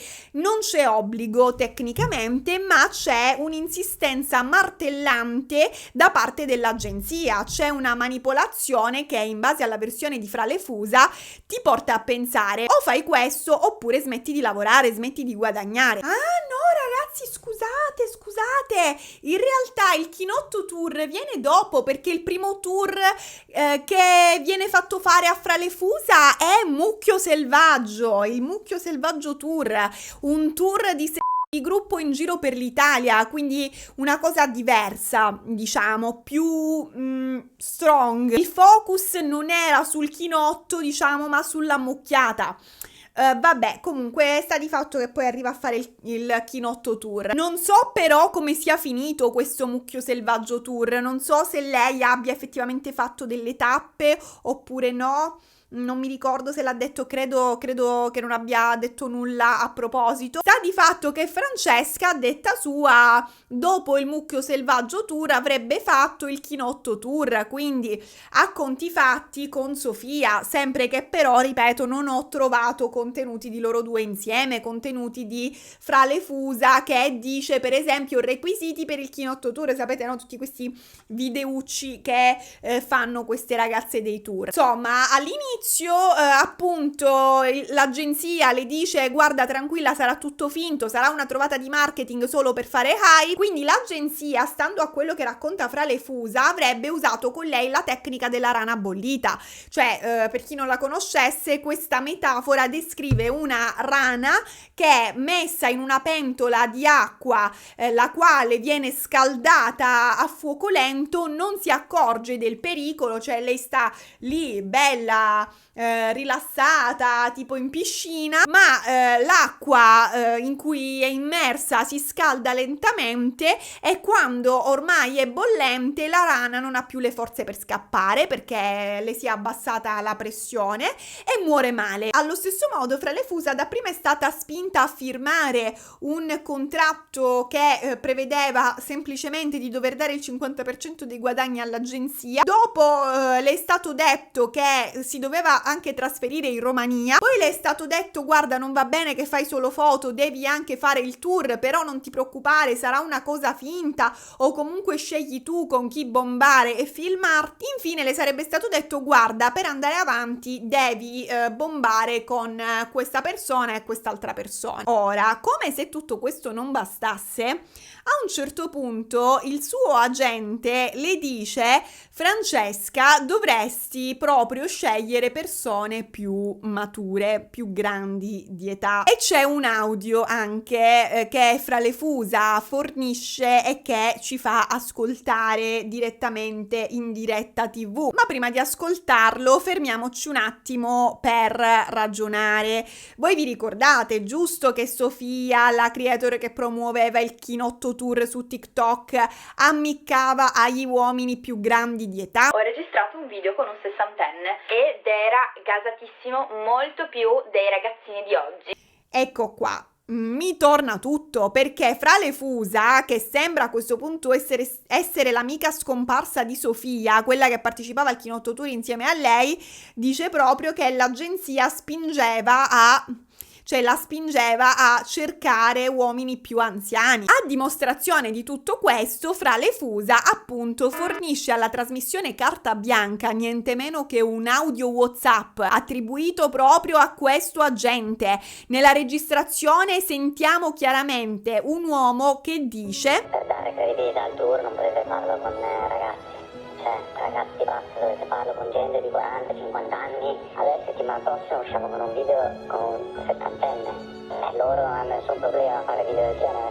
È un lavoro e come tale magari ti vai anche a, collaborare con persone che magari non ti piacciono, ma lo fai a scopo lavorativo, a scopo di guadagnarci di più. Certo, tutti zocche con la delle altre. Ma chi sono queste loro che presto usciranno con un video con un settantenne? Allora ragazzi, qui arriva la grande rivelazione, la vera grande rivelazione di Fralefusa, la quale dice: ci sono 2 tour in Italia, questi 2 tour erano in competizione, ma entrambi sono dell'agenzia. Non è competizione, era per fare più soldi. Guarda caso, Ambra e Paolina con il Calippo Tour a un certo punto se ne sono uscite con un video con un settantenne. Si riferiva forse a questo video qui? Quella gente? 70 anni e ormai sono pensione. Ecco smascherato il gioco, ragazzi, The Game, quella che sembrava una faida tra Calippo e Chinotto Tour, altro non era che una farsa, un'operazione di marketing dell'agenzia. Cioè, Fralefusa lo dice chiaramente, il Calippo Tour e il Chinotto Tour sono gestiti dalla stessa agenzia, cioè quella di cui facevo parte anche io, che aveva sede che ha sede in Romania. E questa agenzia, dice Fralefusa, ha creato questa finta competizione per raddoppiare il pubblico, perché non importa quale delle 2 ragazze tu scelga di sostenere, non importa se tu sei team Calippo Tour o team Chinotto Tour, i tuoi soldi alla fine finiscono sempre nelle stesse tasche se ti vai ad abbonare all'OnlyFans di qualcuna di queste ragazze, cioè nelle tasche della gente. Quindi capite un attimo il meccanismo? Mentre queste ragazze ci mettono la faccia, si ridicolizzano interpretando il copione di questa faida, diventano oggetto di scherno e magari, chissà, si prestano a fare cose che vanno ben oltre quello che avrebbero mai accettato consapevolmente di fare prima di firmare il contratto. Mentre loro fanno tutto questo, sto agente se ne starebbe dietro uno schermo a papparsi il 50% dei loro ricavi. Francesca alias Fralefusa dice: tutto quello che dicono le ragazze nei TikTok, il modo in cui si comportano e perfino chi devono scegliere per fare il Calippo o il Chinotto è deciso dall'agente, dall'agente. È lui che ci dice cosa dobbiamo dire nei TikTok. Chiaramente dovete essere persone dure, perché io poi Chinotti Moci, Comunque anche persone che hanno il Calippo sciolto, Cioè, pensate qualcosa fa così. Così no, ragazzi. È lui che ci impone i candidati da cercare. Voi avete 110 anni. Va bene. Sarebbe meglio tipo 40, 50, 60 anni. No. Io preferisco gli uomini maturi, quindi 40, 50, 60 anni, se c'è qualche 70enne che ce la fa mi contatti. In pratica è lui che decide con chi dobbiamo andare, dice Fra le Fusa. Ho registrato un video con un 60enne. Ora, se ci fate caso, nell'audio che ci ha fatto sentire Fra le Fusa, lui creava anche questa competizione, cioè diceva loro non si sono create problemi nel farlo con il 70enne, quindi giustamente se ti interessa lavorare, guadagnare di più, fai delle cose che non ti piace fare. Ecco, Fra le Fusa dice lui ci metteva continuamente in competizione e in effetti, guarda caso, di recente la pagina Instagram ufficiale del Calippo Tour ha recentemente pubblicato questa storia in cui chiede chi è la tua preferita e segue l'elenco dei nomi delle ragazze del Calippo Tour. Cioè, stando a quello che racconta Fra le Fusa, viene da pensare che sia veramente una gara chi riesce a compiacere di più questa agenzia. Comunque, vabbè, torniamo al target di cinquantenni, perché sto collegando tante cose, cioè adesso si spiegano tutti quei TikTok in cui le ragazze sia del Calippo sia del Chinotto Tour invitavano uomini di 60, 70, 80 anni, 110 anni a farsi avanti. Ma perché? Perché buttarle proprio verso uomini di quell'età? Secondo me il motivo, ragazzi, è banale, cioè che gli uomini maturi hanno più soldi, cioè poi se sono anziani con la pensione, top, magari soffrono pure la solitudine, quindi sono più fragili, più facili da avvicinare, hanno nostalgia dei bei tempi andati. Il Maranza con 5 euro in tasca invece non ti serve a niente, cioè non può permettersi di pagare per un tour che, a detta di Fra le Fusa, non era affatto gratis. E qui scoppia l'altra bomba. Fra le Fusa dice: io ricevevo messaggi da fan che mi dicevano di avere pagato a vuoto per organizzare chinotti che non si erano mai concretizzati. Alcuni mi scrivevano di avere pagato fuori da OnlyFans, una cosa che lei definisce poco chiara, perché cioè lei ancora oggi non ha capito questa cosa, perché dice l'agenzia mi gestiva i social, venivo lasciata all'oscuro di molte cose. Dice Fra le Fusa alla trasmissione radiofonica La Zanzara: il tour si basa su uomini che vanno su OnlyFans a pagare queste prestazioni, una cosa di cui io non ero a conoscenza. Quindi Fra le Fusa capisce che i pagamenti per il Chinotto Tour, scusate, avverrebbero attraverso OnlyFans, non di persona, cioè non lasciano questi le banconote sul comodino dopo aver ricevuto il chinotto, per intenderci, però comunque si capisce che in qualche modo paghino, addirittura pagano e poi lei non viene esortata insomma a fare questo chinotto, quindi vengono pure truffati. Però è nebuloso questo sistema di pagamento che viene descritto, non capisco, cioè come pagherebbero, nel senso OnlyFans, che io sappia, vieta di organizzare incontri dal vivo, quindi con che scusa giustificano questa transazione su OnlyFans? Tipo donazione? Ma persino Fra le Fusa non sa, ragazzi, lei pure non riesce ancora a capire pienamente come funzionasse. Una cosa sola lei ha capito benissimo: il Calippo e il Chinotto Tour non erano gratis, e vi dirò di più, neanche candidarsi a detta sua lo era, cioè magari ti candidavi, pagavi, ma poi niente. Ora ragazzi, se ciò che dice Fra le Fusa è vero, allora tutte le ragazze coinvolte nei tour sarebbero vittime di sfruttamento da parte di un'agenzia con sede in Romania che starebbe commettendo il reato di sfruttamento della prostituzione. Resta una domanda che sicuramente molti di voi in questo momento si stanno facendo: ma queste ragazze sono almeno consenzienti e sanno cosa stanno facendo? Sanno che è reato ciò che fa l'agenzia? Fra le Fusa di certo, in base alla sua versione, non lo era, e se nemmeno le altre che lo stanno facendo attualmente sono libere di scegliere come non lo era lei, questo sistema non solo è illegale, perché è illegale a prescindere dal loro consenso, ma è anche profondamente abusante. Ma in che senso Fra le Fusa non era consenziente? Cioè in che senso lei non le voleva fare certe cose? Cioè perché non diceva no e basta? Perché per contratto l'agenzia possedeva le sue password, la password del suo OnlyFans, aveva il controllo di tutti i suoi profili, Instagram, TikTok, appunto OnlyFans. quindi poteva cancellarla se lei se ne fosse andata. E qui si solleva una questione che è un po' difficile magari per qualcuno da digerire. Fralefusa non voleva lasciare OnlyFans. Se vi ricordate, il suo sogno da anni era avere OnlyFans, quindi lei non voleva smettere di creare contenuti, lei voleva farlo da sola, per conto suo, senza dover più sottostare al controllo dell'agenzia, senza dover fare il chinotto tour, senza dover incontrare veramente i fan.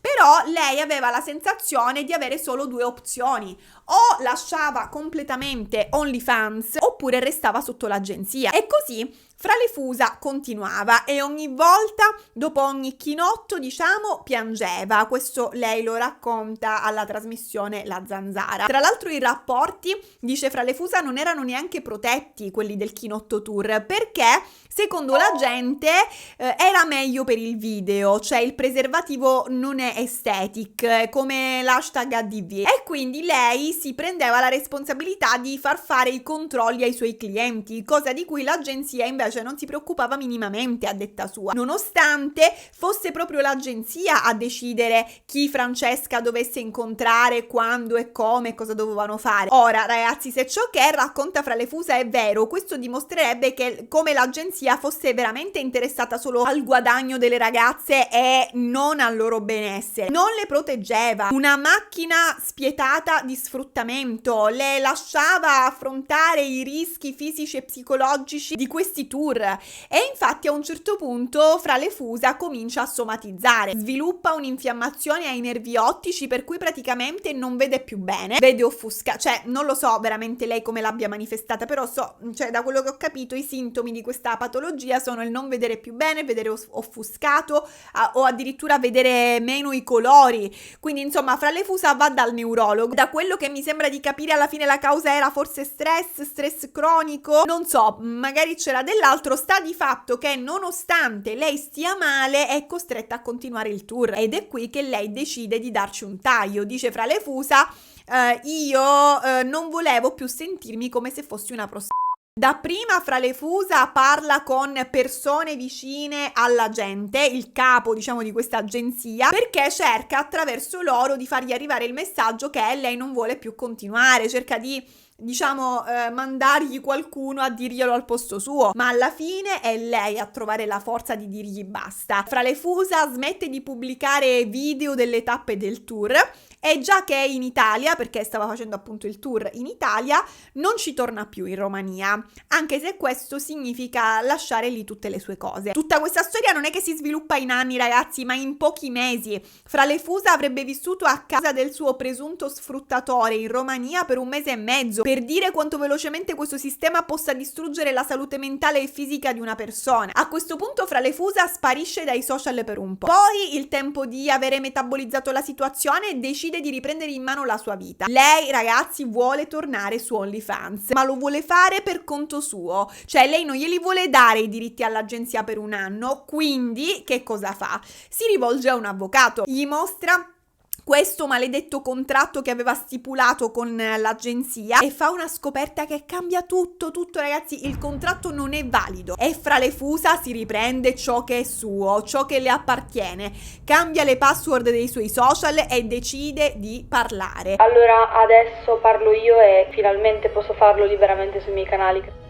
Realizza infatti questo video denuncia per mettere in guardia altre ragazze dalle trappole delle agenzie, ma purtroppo, come sappiamo, poco dopo il video viene rimosso. Poi lei viene direttamente bannata da TikTok, apre un profilo nuovo ma anche quello viene buttato giù, poi ne apre un altro ma gli tocca la stessa sorte. Stessa cosa succede ai suoi profili Instagram, cioè lei viene proprio messa in una specie di blacklist, forse perché le vengono bannati tutti i profili. Lei addirittura dice: io ho perso 6 profili TikTok e 3 profili Instagram, mi sono stati chiusi da un hacker, dice lei.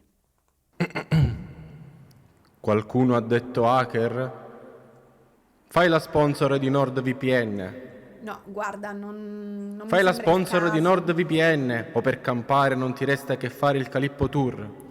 Lo so, voi non guardate siti per adulti, non li conoscete nemmeno e fate bene, perché in quei siti ci trovate molti malware. Cioè tu vai magari per cliccare tutto contento su singole nella tua zona, ma invece di ritrovarti le ragazze del Calippo Tour a casa ti ritrovi un virus. E manco un virus tipo l'herpes che dici va bene, valsa la pena, no, quelli nel computer. Oppure ti ritrovi nel computer i malware, gli spyware, gli hacker, i cracker. Ecco, NordVPN ti proteggerebbe da queste trappole con la funzione Threat Protection Plus che blocca i siti sospetti, blocca i malware e blocca quelle pubblicità invadenti tipo clicca qui per incontrare l'amore della tua vita. Spoiler, non è amore, è un virus, non esiste l'amore della tua vita. Sono io l'amore della tua vita. E infatti voi in realtà non avete bisogno di questa protezione perché navigate solamente su YouTube per vedere i miei video, mica sui siti per adulti. Tuttavia è Natale e potete regalarvi NordVPN per un altro motivo, cioè per guardare film, documentari, serie TV disponibili solo in Italia quando voi vivete all'estero. Cliccate sulla mappa di NordVPN e confondete la geografia del vostro computer facendogli fare un bel NordVPN Tour. Cliccate ragazzi sul link che trovate nell'info box o nel primo commento per approfittare dell'offerta di Natale e ovviamente avrete anche i soliti 4 mesi extra gratis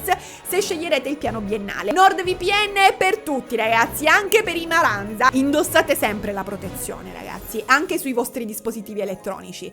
NordVPNatevi.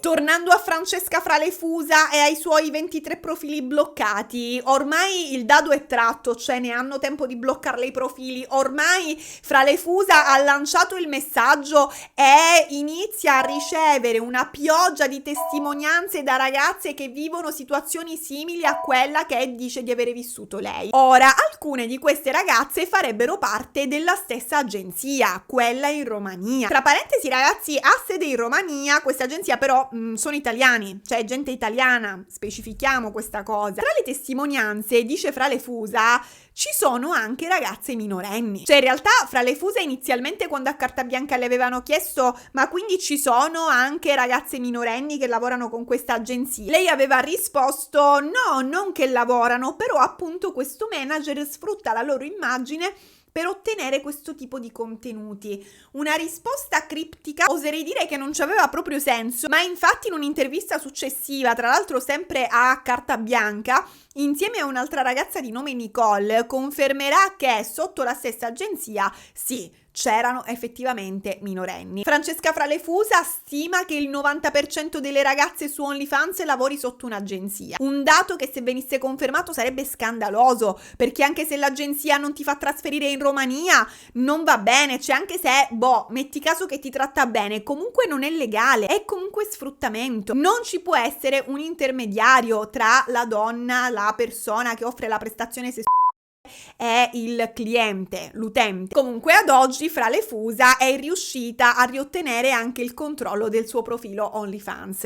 Ha sporto denuncia contro l'agenzia ed ha ricominciato a fare quello che le piace, cioè OnlyFans. Ciò senza più nessuno che le dice cosa deve fare, come deve parlare, con quale pensionato fare il chinotto tour. Questo però non significa che Francesca Fralefusa sia tornata padrona della sua vita. Infatti Francesca ad oggi ha la scorta. Ma andiamo per ordine, capisco che questa cosa vi può sconvolgere, detta così, de botto. Da quello che si è potuto capire, Francesca Fralefusa a un certo punto sarebbe tornata in Romania, probabilmente, penso, per recuperare le proprie cose. E racconta lei di avere passato un giorno lì, solo un giorno, durante il quale le sarebbero entrati in casa quelli dell'agenzia. Non ho capito cosa le sia successo, cioè non è chiaro. Ciò che è chiaro è che Francesca si è cagata sotto, cioè lei ha percepito di essere in pericolo e quindi se ne sarebbe scappata subito dalla Romania. Ora, dopo aver esporto denuncia, Fralefusa avrebbe scoperto che questa agenzia non sia solo un'agenzia, ma una vera e propria organizzazione criminale legata alla mafia. Questa è una dichiarazione che lei rilascia durante un'intervista alla Zanzara il 22 novembre 2024. Può anche non essere vera, ragazzi. Può assolutamente non essere vera. Secondo me non è vera. Lei alla scorta, non io. Francesca Fralefusa dice: io ad oggi ricevo minacce e sinceramente temo per la mia vita. Addirittura lei dice di avere paura di essere uccisa. Tra l'altro, a detta sua, quelli dell'agenzia si sarebbero anche trattenuti alcuni dei suoi documenti personali. Ricordatevi, ragazzi, questa informazione, perché anche questa ci servirà. L'agenzia trattiene i documenti delle ragazze che ingaggia. Quindi, considerata la gravità della situazione e considerato che Francesca ha deciso di andare avanti con questa battaglia per tirare fuori dall'agenzia le ragazze ancora intrappolate sotto di essa, le sarebbe stata assegnata la scorta, perché c'è di mezzo la mafia. Quindi lei per ora è tipo Saviano. Ma questo livello di sicurezza, ragazzi, va detto, probabilmente lei ce l'ha perché è la figlia di un politico di livello nazionale. Non sappiamo chi sia suo padre o quale ruolo ricopra di preciso. Lei ci dice solo che è un politico di livello nazionale e tanto basta, perché questo comunque potrebbe spiegare tante cose. Per esempio, come mai non si trovi più traccia di lei sulle cose del Chinotto Tour. Cioè, può essere poi pure che quelli dell'agenzia siano stati talmente organizzati da essere stati velocissimi loro a rimuovere quei contenuti e quindi le prove. Però può essere pure che lei aveva i contatti giusti per farli eliminare rapidamente. Sta di fatto che Fra le Fusa al momento c'ha la scorta, un duro colpo per l'orgoglio del principe Harry. Cioè, io sono sconvolta da questa cosa, ragazzi. Sono troppo indignata. Io ho iniziato questo caso dicendo: dai, parliamo del Calippo Tour, intervalliamo la PD di saga con qualcosa di leggero. Alla fine sono ragazze che vanno in giro per l'Italia a divertirsi, a fare i calippi. Sicuramente il problema saranno i boomer che le criticano, sarà divertente, un po' di trash, dai. E invece c'è dietro la mafia rumena. Io non sapevo neanche che esistesse una mafia rumena. Cioè, è possibile che ci vogliano rubare proprio tutto? Comunque, dopo la denuncia di Fra le Fusa, altre ragazze iniziano a farsi avanti. Una di queste è, ve la citavo prima, Nicole, un'altra che dice: io facevo parte della stessa agenzia di Fra le Fusa, l'agenzia che ha sede in Romania. Nicole racconta la sua esperienza durante un'intervista a È sempre carta bianca e dice: io ho disdetto il contratto con l'agenzia dopo appena 2 mesi, un periodo durante il quale sono stata manipolata e soprattutto mi hanno fatto passare per truffatrice, mi hanno fatto perdere fan, mi hanno fatto perdere la faccia, la credibilità, perché gli utenti pagavano per farsi fare la videochiamata su OnlyFans, perché da OnlyFans puoi contattare la tua creator preferita e sbloccare, insomma, una videochiamata a pagamento. Quindi tipo lei ti mette che se vuoi fare la videochiamata hard con lei ti costa $100, $200, $300, tu paghi e lei ti chiama. Ma dice Nicole, loro pagavano ma a me non veniva notificato, non mi veniva detto. Cioè, comunque era l'agenzia che gestiva il mio profilo OnlyFans, si pigliavano i soldi ma non mi dicevano niente, non mi dicevano che dovevo fare queste videochiamate. Quindi a me arrivavano soldi e basta, cioè non mi facevo domande.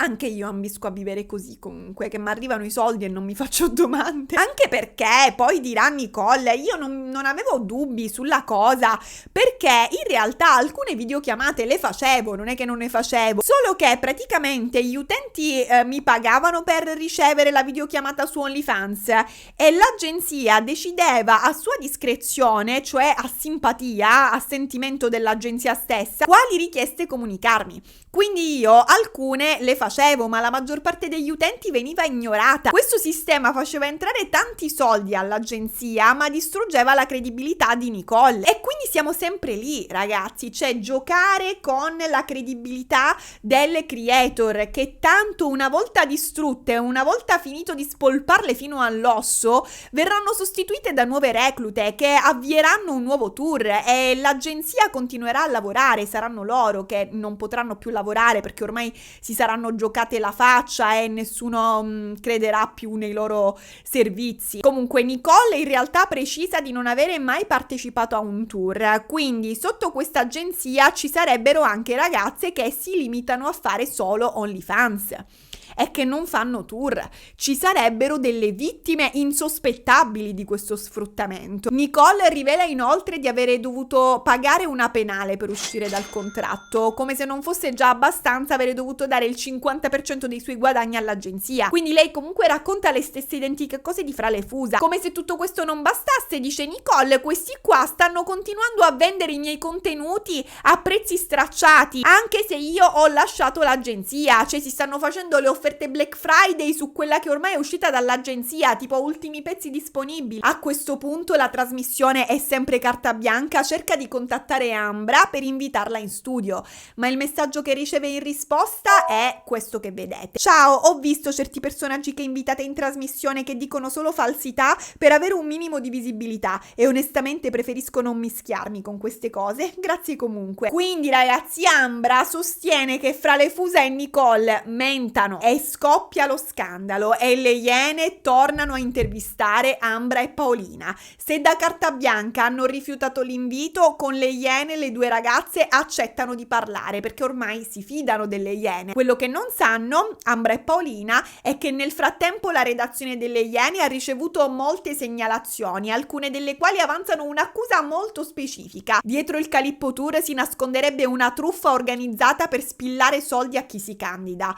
Prima di intervistare le ragazze, quindi, le Iene fanno ascoltare ai telespettatori una delle testimonianze ricevute. Un utente in pratica ci racconta che per partecipare alle selezioni del Calippo Tour è necessario acquistare un ticket dal costo di 100 euro. Il ticket garantisce l'ingresso a un'estrazione e se non vieni estratto per, subire il calippo, vieni rimborsato. Come prova, l'utente ci mostra uno screenshot di un messaggio che Ambra gli avrebbe inviato a quanto pare personalmente. Leggiamolo, gli scrive Ambra: per candidarti devi comprare un ticket dal prezzo di 100 euro per essere nell'estrazione di uno dei vincitori del Calippo Tour. L'estrazione avviene il 28 alle ore 23 e se non sarai estratto ti sarà rimborsato il ticket. L'utente però le fa notare che nel primo servizio delle Iene non era stata spiegata questa cosa dell'estrazione a sorte. Infatti ragazzi, se vi ricordate, e vi avevo detto di ricordarvela questa cosa, la versione fornita alle Iene da Ambra e Paolina parlava di una selezione dei calippi, basata sulla gentilezza, sul carattere dei candidati. Loro avevano scelto Fabio dicendo: oh, che carino, questo qua mi sembra gentile, scegliamo lui, facciamo il calippo a lui che se lo merita. Invece non è così, a quanto pare, è a altro che gentilezza. Cioè devi pagare un biglietto di 100 euro per partecipare a questa riffa e sperare che il tuo nome venga estratto a sorte. Quindi quando l'utente glielo fa notare ad Ambra che alle Iene avevano fatto capire diversamente, Ambra gli avrebbe risposto: amo, ma mica potevamo stare lì un'ora a spiegare per filo e per segno. Immagino che scrivesse questo, non si legge tutto lo screenshot. Ora ragazzi, finita questa testimonianza, cosa succede alle Iene? Che Ambra e Paolina arrivano in studio per farsi intervistare e le Iene subito le mettono di fronte a questa chat. Alla domanda: ma è vera questa cosa della riffa, questa cosa che scegliete il calippo a estrazione? Ambra in particolare ha una reazione di sorpresa che se dovessi giudicare in base alle mie sensazioni, ragazzi, io vi direi che è sincera. Cioè lei non sa niente di questa cosa, salta letteralmente sulla sedia quando legge sta cosa. Lui dice sì e tu dici si paga con PayPal. No, questo mai sentito. PayPal. Questo è assurdo. No, noi non abbiamo PayPal. Secondo loro lo screenshot incriminato quindi sarebbe un fotomontaggio, un falso, come Fra le Fusa, che è falsa. Per chiarire ulteriormente la questione, le Iene contattano Fabio, cioè quel ragazzo che nel servizio precedente le due, Ambra e Paolina, avevano incontrato per 6 minuti e lui conferma la loro versione, cioè dice: io non ho pagato nessun ticket, non ho partecipato a nessun nessuna estrazione. Ma la cosa non finisce qui. Le Iene presentano a questo punto un'altra segnalazione, ancora più grave. Un utente infatti racconta di avere contattato Paolina su Instagram chiedendole come candidarsi al Calippo Tour. Paolina lo avrebbe al che indirizzato a Telegram, dove a sua volta lui sarebbe stato indirizzato su OnlyFans. Lì avrebbe pagato $200 per una videochiamata in cui Paolina avrebbe dovuto spiegargli come candidarsi al Calippo Tour, ma dopo aver pagato, racconta l'utente, Paolina gli avrebbe scritto: ok, mi preparo e arrivo in 10-15 minuti. Sono passati 84 anni. Paolina sarebbe sparita e lui si sarebbe ritrovato con $200 in meno e nessuna spiegazione su come candidarsi al Calippo Tour. Sentendo questo racconto, Ambra interviene per cercare di smorzare un attimo la gravità della situazione e dice però un attimo, noi comunque abbiamo 7 giorni per fare la videochiamata. Se la videochiamata non ti arriva, tu puoi richiedere il rimborso direttamente a OnlyFans. Sì, ok, però lei ha detto arrivo tra 10-15 minuti, non tra 7 giorni. Cioè, ma ti pare che quello... E tu lo chiami debotto 3 giorni dopo, mentre lui sta mangiando il panino in pausa pranzo da lavoro e tu nuda. Vabbè, a questo punto le Iene fanno ascoltare ad Ambra e Paolina una terza testimonianza. Un uomo racconta di avere contattato Ambra su Telegram sempre per avere informazioni sul Calippo Tour e lei gli avrebbe risposto: prima dobbiamo incontrarci per capire se sei il candidato giusto, scrivimi su OnlyFans. Bene, a questo punto lui le avrebbe scritto su OnlyFans, ma qui sarebbe arrivata la prima richiesta di pagamento: 100 euro solo per una chat conoscitiva. L'uomo, perplesso, al che si sarebbe tirato indietro e dice alle Iene: questa è stata la mia brevissima esperienza con Ambra, più breve di quella di Fabio addirittura. Cioè che poi, se ci pensate, veramente tutta questa organizzazione, tutto questo sistema complesso, tutti sti soldi che escono sti tizi per 6 minuti di gloria. Vabbè, comunque Ambra alle Iene nega tutto, non è vero niente, sono tutti pazzi, e rispiega come funzionerebbe il reclutamento per il Calippo Tour. Il processo secondo lei sarebbe molto simple, molto trasparente. Dice Ambra: noi arriviamo in una città, pubblichiamo una storia su Instagram per avvisare la gente che siamo in quella città. Ecco, tu clicchi sulla storia Instagram e vieni reindirizzato a Telegram. Ragazzi, se siete in zona, scrivetemi su Telegram, siete anche di Pisa o dei dintorni. Su Telegram mi scrivi, chiacchieriamo un pochino e se tutto va bene ti mando il mio numero di cellulare, ci vediamo per un caffè e dopodiché andiamo in hotel e ti faccio il Calippo, tutto senza uscire soldi. La spiegazione di Ambra sembra plausibile, ma Gaston Zama, la Iena, non è convinto. Decide quindi di testare il sistema di persona fingendosi un aspirante al Calippo Tour. Quando Ambra e Paolina non ci sono, segue le istruzioni fornite da Ambra. Va su Instagram, controlla in quale città si trovino le ragazze e clicca sul link che lo porta in effetti a Telegram. Ma qui accade qualcosa di strano. Non gli si apre la chat di Ambra, bensì quella di un'altra persona che si presenta come l'amministratrice. Comincia a chattare con questa amministratrice, ma la conversazione prende una piega inaspettata perché lui riceve un audio praticamente e nell'audio si sente: ho un metodo di gioco, una strategia per cui puoi guadagnare un sacco di soldi automaticamente. Cioè, cosa? Praticamente l'amministratrice, invece di dargli informazioni sul Calippo Tour, lo rimanda a un link per entrare, insomma, cioè lo invita in una specie di gioco d'azzardo. Questo si capisce. Boh, vabbè, Gaston Zama ovviamente a questo punto chiede all'amministratrice: senta, scusi, ma per il Calippo Tour, cioè, da che parte si va? Ma la risposta di questa amministratrice sarebbe stata: non me ne occupo io, mi dispiace, non ho come aiutarti. A questo punto Gaston Zama riesce a scrivere direttamente ad Ambra e Paolina su Telegram, insomma le trova su Telegram, e Ambra gli risponde con un vocale in cui dice esattamente queste parole, memorizzatele: amo, per partecipare al tour scrivimi su Only, che servirà poi per il tag per pubblicare il video. Notate poi che ste ragazze del Calippo e del Chinotto Tour parlano tutte in corsivo per qualche motivo. Vabbè, al che scrive anche a Paolina su Telegram e anche Paolina gli risponde con un vocale identico, ovvero un vocale che dice: ehi amo, per partecipare al tour scrivimi su Only, che servirà poi per il tag per pubblicare il video. Tranquillo, ovviamente sarà tutto in anonimo. chiamo e ti mando il link, ok? Quindi le voci sono diverse, ma il copione è lo stesso. Ora, Gaston Zama diligentemente va su OnlyFans, ma a quanto pare per scrivere alle ragazze su Only è necessario abbonarsi ai loro profili. E quanto costa? Allora, l'abbonamento al profilo di Paolina è di $6 per 31 giorni, mentre l'abbonamento al profilo di Ambra è di circa $12 sempre per 31 giorni. Quindi per candidarsi al Calippo Tour già di fatto bisogna pagare, cioè già solo per avere informazioni ti devi abbonare ai loro profili. Non si sta ancora parlando esplicitamente di un ticket, ma comunque il pagamento è integrato nel sistema. Vabbè, la Iena Gaston Zama comunque è decisa ad arrivare fino in fondo, no? Vuole capire i meccanismi del Calippo Tour e quindi fa questo sacrificio, si abbona ai profili OnlyFans di Ambra e Paolina, e al che scrive a entrambe in chat chiedendo informazioni sul tour. Ma ragazzi, ciò che riceve è tutto tranne che una risposta. Infatti da entrambe le chat, sia quella di Ambra che quella di Paolina, gli arriva un contenuto bloccato da sbloccare a pagamento.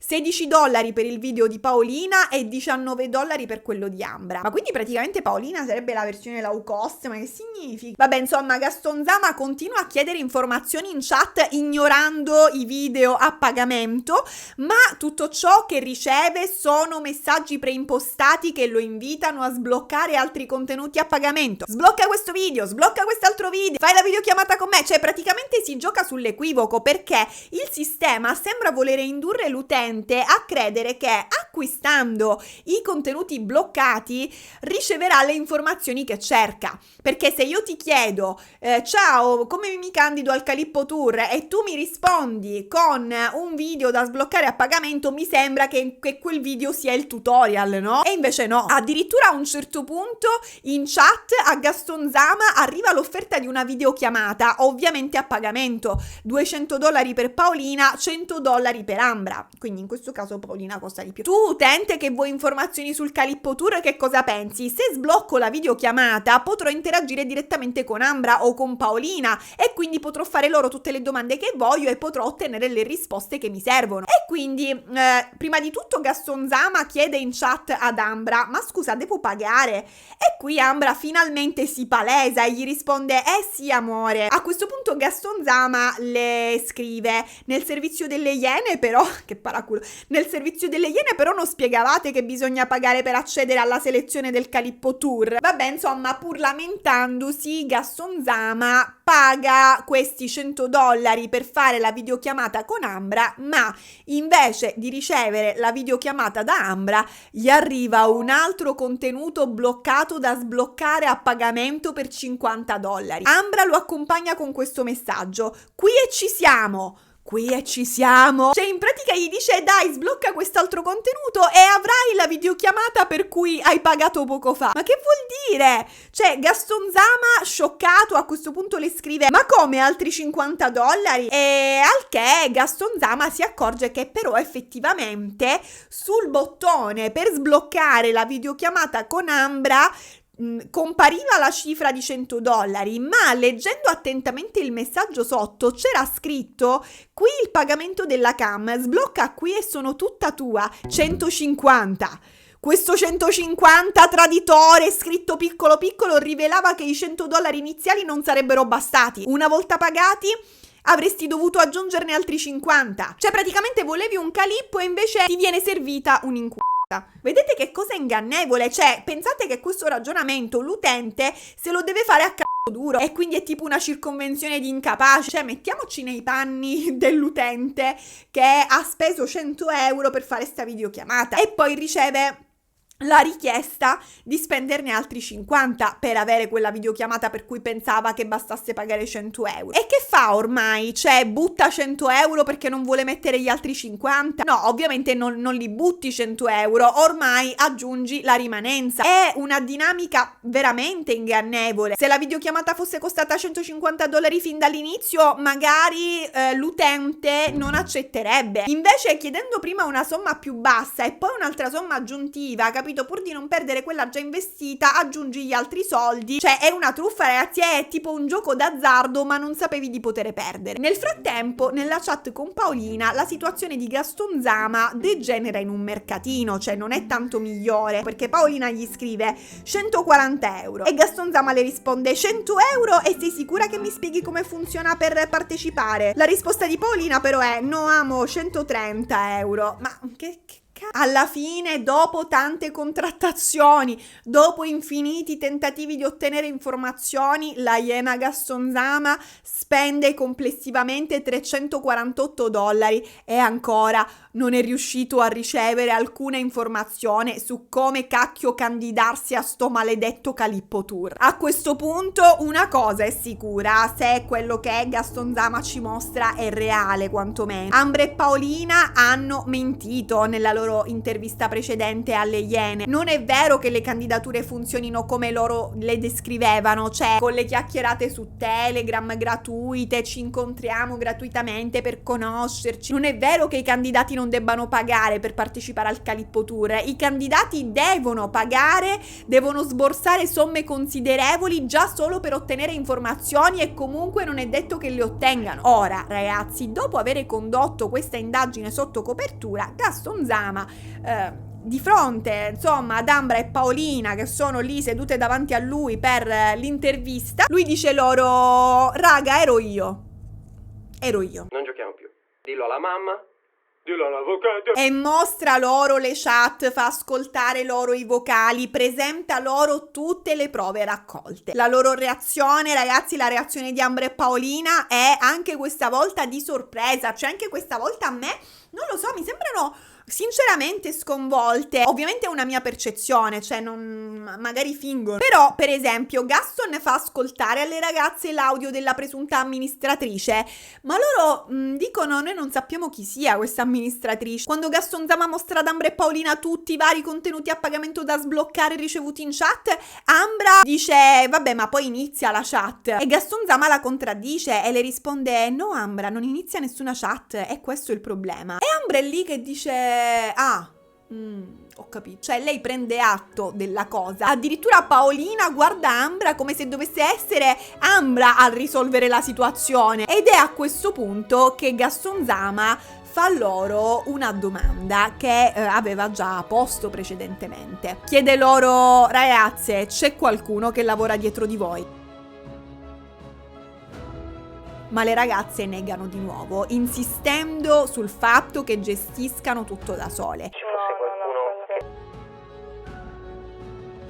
Solo a questo punto Gaston Zama tira fuori il suo asso dalla manica. Praticamente mentre le due erano impegnate a parlare con lui, un suo collega aveva scritto a Paolina su Telegram e, nonostante Paolina non avesse il telefono in mano, al collega di Gaston Zama è arrivata una risposta, addirittura un audio, cioè un vocale che indovinate cosa diceva: ehi amo, per partecipare al tour scrivimi su Only, eccetera eccetera. Paolina quindi, colta in fallo, si giustifica dicendo: vabbè, ma è un bot, io ho un bot che manda i messaggi. E Gaston Zama le dice: bene, allora dimostrami che sei tu ad aver impostato questo bot da sola, fammi vedere come si imposta un bot, come funziona. Paolina si mette a smanettare col telefono per un sacco di tempo, ma niente, cioè non riesce a mostrargli niente, ragazzi. Gaston Zama però dice: per correttezza, comunque sappiate che avevo fatto scrivere anche ad Ambra, ma dalla sua chat non mi è arrivata nessuna risposta. E quindi al che chiede ad Ambra: come mai il tuo bot non è partito, visto che fate le stesse cose? E Ambra gli risponde: magari non l'ho messo. Ma come magari? Scusa, cioè non lo sai se hai impostato o meno un bot che risponde al posto tuo? Cioè è il tuo lavoro. Vabbè ragazzi, fine. A questo punto il confronto tra Gaston Zama e Ambra e Paolina si interrompe bruscamente, perché Ambra dice: dobbiamo proprio andare, abbiamo un impegno. Insomma, avevano solo sti 6 minuti liberi. E così le due ragazze lasciano le Iene praticamente fuggendo. Scoppia lo scandalo. Il Calippo Tour si trasmuta ufficialmente nel Calippo Gate e a questo punto Ambra pubblica un TikTok in cui accusa le Iene di avere manipolato il servizio. Dice: io e Paolina in realtà avevamo fornito le prove, ma tutte queste parti, tutte le parti che ci andavano a, diciamo, giustificare sono state tagliate. La TV, come sapete, distorce le informazioni, dice falsità. Le cose che abbiamo detto, molte, perché ne abbiamo dato spiegazioni, abbiamo fornito prove, non sono state messe, ok? Noi vogliamo mettere le cose su IG, le nostre storie chiare e tondo. Vi metto gli screen, vi metto le cose come stanno veramente, quindi andatevele a vedere, facciamo un po' di informazione. Purtroppo non so se ce li siamo persi noi o se Ambra in realtà non ha mai messo nulla nelle sue storie Instagram. Sta di fatto che non è stato possibile reperire le prove di cui parla Ambra. A questo punto, proprio quando pensiamo di avere visto tutto sul Calippo Tour, arriva una bomba. A lanciarla è la diva del tubo, la sputtanatrice seriale di YouTube. Ma non è solo una youtuber la diva del tubo, lei ha anche OnlyFans e praticamente dice: io lo so chi c'è dietro le ragazze del Calippo Tour e del Chinotto Tour. Si tratta di un uomo famoso sui social che vive in Romania e che controlla entrambe le operazioni. Io so chi è, ma non posso fare il suo nome. Secondo la diva, quest'uomo sarebbe lo stesso che circa un anno fa sarebbe stato responsabile del ban di alcune ragazze da OnlyFans, cioè alcune ragazze erano state bannate da OnlyFans perché cercavano di organizzare incontri dal vivo tramite la piattaforma, cosa che sarebbe a quanto pare espressamente vietata. Inoltre, dice la diva del tubo, lui non agisce da solo, c'è una figura chiave accanto a lui, ovvero la sua fidanzata, una creatrice di contenuti molto conosciuta anche su TikTok. Quindi ragazzi, mi corrisponde alla versione di Fra le Fusa. Sarebbe questa ragazza, questa fidanzata di questo agente che secondo la diva intorterebbe le ragazze, convincendole a firmare contratti e a entrare nel giro. Ma, aggiunge la diva, anche questa ragazza, questa fidanzata, potrebbe essere una vittima manipolata, dobbiamo tenerlo in conto. Ora, quando queste ragazze firmano il contratto, secondo la diva, consegnerebbero all'agenzia anche dei documenti personali e questi documenti personali verrebbero utilizzati per altri scopi, per esempio intestare delle cose, dei beni, delle attività, no, vabbè. Cioè, io magari ti do il mio documento, no? Perché devo entrare nell'agenzia e tu mi dici: guarda, mi servono i tuoi dati, mi devi dare i tuoi documenti, te li ridarò tra qualche giorno. E vai a comprare una casa usando il mio documento, quindi la intesti a me, la metti a mio nome, così non la dichiari. Non so qual è il barbatrucco. A che ti serve una casa a nome mio? Non ci paghi le tasse e tutti i debiti cadono sulle mie spalle. Questo sarebbe. Anche questo dettaglio raccontato dalla diva del tubo comunque si va a collegare perfettamente alla versione di Fra le Fusa. Vi ricordate il fatto che secondo lei l'agenzia avesse a un certo punto avesse preso in mano i suoi documenti, cioè lei avesse dovuto consegnare i documenti all'agenzia? Ecco ragazzi, secondo la diva ci sarebbe proprio una mafia dietro e come tutte le mafie anche questa avrebbe i suoi metodi per estorcere denaro. Uno di questi sarebbe un vero e proprio pizzo, un pizzo virtuale. Ecco come funziona. Alcune persone comprerebbero contenuti su OnlyFans, quindi video, foto delle creator, e poi chiederebbero il rimborso alla piattaforma, riuscendo così a ottenere gratuitamente il materiale delle ragazze. Questi contenuti praticamente rubati verrebbero anche spacciati su canali Telegram fatti apposta e venduti là a prezzi stracciati. Cioè, per esempio, invece di venire nel mio profilo e pagare 12 euro di abbonamento e poi 50 euro per un video esclusivo che io vendo a parte, appunto a 50 euro, vai su Telegram in uno di questi canali e trovi il mio video a 5 euro. Hai risolto, né ti sei abbonato e né mi hai pagato 50 euro per il video. E quel video, quel tizio lo aveva ottenuto prima comprandolo, però poi chiedendo il rimborso. Non lo so, adducendo quale motivazione. Ora, dopo aver diffuso i contenuti, questi tizi loschi contatterebbero la ragazza truffata e le chiederebbero una cifra intorno ai 2000 euro per rimuovere il materiale dai gruppi Telegram e per offrirle un pacchetto protezione che consisterebbe nel proibire il nome della ragazza dai canali Telegram e nell'inserirla in una lista di ragazze intoccabili i cui materiali non devono essere condivisi. E la diva nei suoi video mostra anche degli screenshot che sarebbero sarebbero la prova di una conversazione tra un suo amico inviato sotto copertura e uno di questi tizi loschi, che però, ragazzi, a detta sua, attenzione, non sarebbe direttamente quel capo dell'agenzia del Calippo Tour, ma comunque una figura connessa allo stesso giro. Ora, nel messaggio incriminato, il tizio losco scrive: il pacchetto protezione per quante ragazze ti serve? Perché ci stanno due opzioni: o spam mensile e le ragazze in questione a cui viene fatto sono protette per quel mese, o si paga una quota fissa lifetime. Risponde l'amico della diva che sarebbe di quanto? E il tizio losco spiega: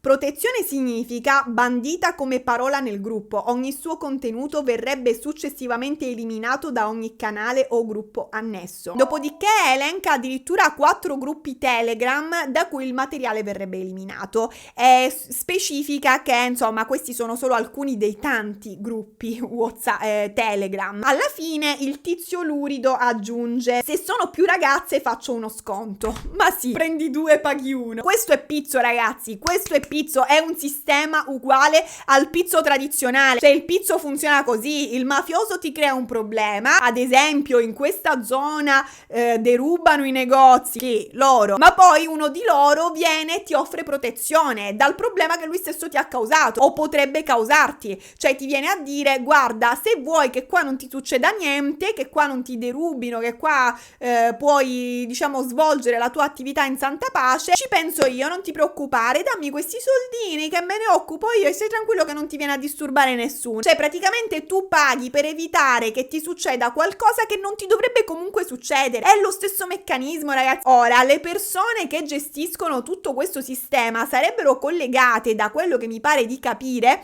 alle persone che gestiscono l'agenzia in questione. Cioè comunque si conoscerebbero, sarebbero insomma tutti una cosa. Ora, secondo la diva, queste persone dell'agenzia avrebbero il potere di cancellare i profili delle loro ragazze quando vogliono. E quindi qui starebbe poi il ricatto, perché tu, dopo che ci hai lavorato su un profilo, non vuoi ovviamente che ti venga cancellato con tutto il materiale che contiene. E poi c'è un'altra cosa che la diva spiega, che secondo me è interessante, cioè spiega l'esistenza dei chatter, ovvero persone pagate per simulare chat con gli utenti che le contattano su OnlyFans. Cioè praticamente tu pensi di chattare con una modella buona che ti scrive sono tutta calda e invece stai chattando con Antonino. Questi chatter verrebbero dati dalle agenzie alle ragazze e un singolo chatter lavorerebbe contemporaneamente con più profili, e così molte creator con sta scusa manco lo toccherebbero il proprio account. La diva si spinge a dire che il 99% delle ragazze su OnlyFans non chatti personalmente dei propri profili ma usando i chatter. Comunque, ragazzi, mi fa troppo ridere che tra le ricerche c'è scritto che secondo la diva del tubo le Iene l'avrebbero copiata, ed Eleonora traduttrice mi ha scritto tra parentesi vero. Fine, cioè io non so altro di questa situazione, però il risultato del fact checking sembra essere questo. Ora, mentre lo scandalo del Calippo Tour e del Chinotto Tour continua a infiammare i social, la televisione, Chinotto Tour, Bocchino Tour, Calippo, scusami, persino dalla mia estetista, ragazzi, non si parlava d'altro. Cioè mi ha fatto 2 unghie più corte perché era distratta dai discorsi sul Bavaro e Paolina, mentre non si parla d'altro che del presunto sfruttamento sessuale dietro al Calippo Tour e al Chinotto Tour. Sti tour proseguono indisturbati, cioè non vi pensate che si siano interrotti per non destare sospetti. E non solo, il dissing tra i protagonisti continua come se niente fosse. Non è che dici mantengono un profilo basso, no, loro continuano a fare cose, a interagire tra loro. Quindi torniamo un attimo alla trama di Calippo Full. Cos'è successo nel frattempo? Come si è evoluta questa situazione di Paolina e il dottor Bavaro? Allora, eravamo arrivati a Paolina che, piangendo disperata, implorava il Bavaro di darle un'altra possibilità, promettendogli di non fare più il Calippo Tour per lui. E così il 13 novembre Paolina pubblica questa storia su Instagram. Nella foto vediamo lei a letto con il Bavaro che dorme beato al suo fianco. Dal contesto intuiamo che insomma abbiano fatto pace. Quindi da oggi ci sarà un unico Calippo per Paolina e sarà quello del bavaro. Saranno loro a dirlo quando nei giorni seguenti verranno fermati per un'intervista mentre passeggeranno romanticamente lei, lui e il bambino. Bambino che secondo me a questo punto si chiamerà Sebastian se è maschio o se è femmina Rebecca che fa la ballerina. Adesso l'unico Calippo che vedrai sarà il suo. Lo vedo molto spesso. Paolina mantiene la promessa, lascia il Calippo Tour. È al 5° mese di gravidanza a questo punto. Ogni tanto fa vedere questa pancia che secondo alcuni esperti sarebbe stitichezza, ma non è detto, ragazzi, cioè alla fine è il 5° mese, capito? Non è che tutti al 5° mese hanno il pancione gigante. A Paolina prende così, ragazzi, invece di gonfiarle la pancia le gonfiano le labbra. Di mese in mese, veramente questa è la gravidanza che tutte ci meriteremmo. Se la natura andasse così, vedi che aumento demografico. Comunque vabbè, essendo arrivati al 5° mese, Paolina e il bavaro organizzano un gender reveal, ma non una cosa piccola, ragazzi, c'è un evento in grande stile per scoprire se il bambino sarà maschio o femmina, di quelli che spari i palloncini, il fumo e parte la musica, sarà lui, sarà lei, sarà parte di noi. Alla festa, ragazzi, partecipano decine di TikToker famosi, alcuni addirittura creano contenuti ad hoc per l'evento. Sarà un maschio o femmina? Andiamo a chiedere agli invitati qual è il sesso secondo loro. Allora, io sono il futuro padre. Pensate che l'incaricato di scartare il pacco contenente i palloncini blu oppure rosa è Matteo, diventato celebre come Nano Pardo dopo essere stato affittato dall'influencer Michelle Comi per portarle i sacchetti durante una sessione di shopping. Siccome durante questa cosa si era vestito lui leopardato, allora da lì si è guadagnato il soprannome di Nano Pardo. Ma Michelle Comi dal canto suo chi è? È un altro personaggio, cioè lei finge, o almeno tutti speriamo che finga, di rappresentare tutto il marcio della società odierna. Vi riporto solo alcune delle sue perle. Sono più angosciata dalle mie extensions che dalla pace nel mondo. Questa amica me la devo mettere addosso. Altra citazione. Solo i cessi hanno bisogno di studiare e laurearsi. Altra citazione. Potrei fare dei figli quando scendo di hype, così posso buttarli sui social. Ma sono degli incivili, terroni. Raga, ma secondo voi io mi sono mai vaccinata? Io ho il terrore che mi vengano le rughe. Ovviamente no, l'ho sempre avuto il Green Pass, l'ho comprato. Non ci voglio diventare come la maggior parte di voi che a 40 anni sono da buttare. Raga, sono letteralmente scioccata. Ho appena scoperto che c'è gente che lava le mutande e le riutilizza.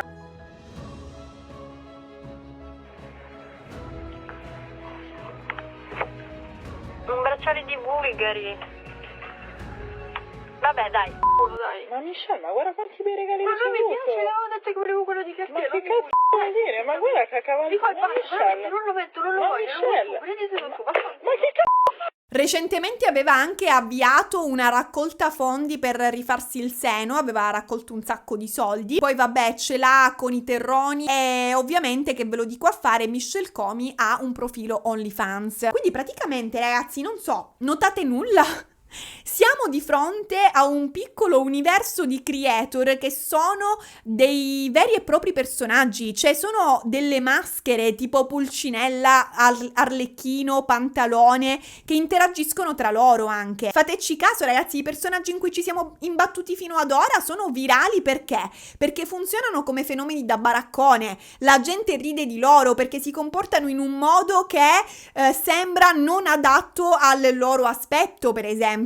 Comunque ribaltano completamente le aspettative sociali questi personaggi, sono tipo tante gemme del sud, tranne Michelle Comi, che lei per carità è una gemma del nord. Cioè, allora ragazzi, facciamo un breve elenco dei personaggi di questa vicenda. Allora abbiamo il bavaro, un ragazzo che contrariamente agli stereotipi sulle persone obese ha un successo enorme con le donne e viene preso in giro nei commenti perché dà consigli su come conquistarle le donne. Viene presentato come irresistibile, tanto che le donne litigano per lui, e questa cosa suscita l'ilarità generale. La sua viralità pure purtroppo è dovuta in gran parte a questi commenti di persone che appunto si prendono gioco di questa percepita incongruenza. E ad essere onesti, ragazzi, io non credo che intimamente il bavaro trovi divertente questo tipo di scherno e che non gli faccia proprio nessun effetto. Tra l'altro è cioè quanti cacchio di anni? Per me può avere un'età compresa tra i 15 e i 30 anni. Poi, altro personaggio, il nano pardo, un uomo affetto da nanismo che viene preso in giro perché si presta a essere trattato da subumano, a essere sfruttato come inferiore invece di essere tutelato. Sì, dato che oggi mio nano è vestito così,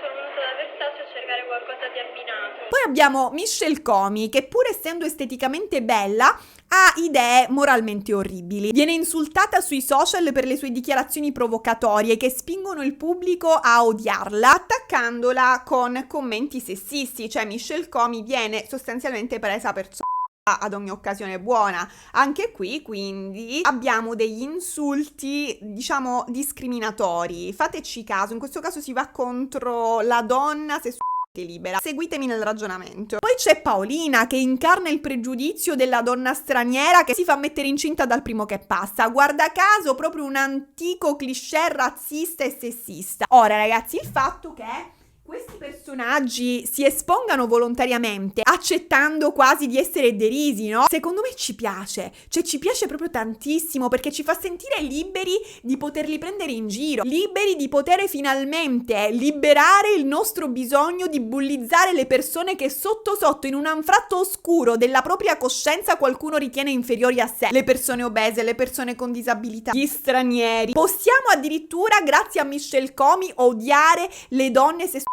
libere, perché lei esprime delle opinioni che la maggior parte di noi considera indicibili, vergognose, perché fanno del male ad altri, quindi noi crediamo di avere il permesso di odiarla e anzi persino il dovere di farlo, perché lei si presenta come una brutta persona, quindi possiamo darle della senza sensi di colpa, senza fastidiose dissonanze cognitive. Cioè non è liberatorio, ma soprattutto non è tutto troppo simile. Cioè posso avanzare un complotto, ma non sarà che dietro tutti questi personaggi c'è un unico grande disegno? No, perché inizio a pensare che ci sia dietro un'agenzia che ha a capo Satana, che spinge i suoi creator a creare contenuti umilianti per guadagnare sul disprezzo che subiscono. E se è così, cioè se veramente loro fingono spronati da una qualche agenzia che gli dà un copione, diciamo, gli costruisce intorno un personaggio, loro stanno bene, cioè veramente non ne soffrono dei commenti che ricevono. Comunque vabbè, chiudiamo questa parentesi complottista, abbiamo divagato, ora torniamo al gender reveal, torniamo al nano pardo che apre il pacco del bavaro.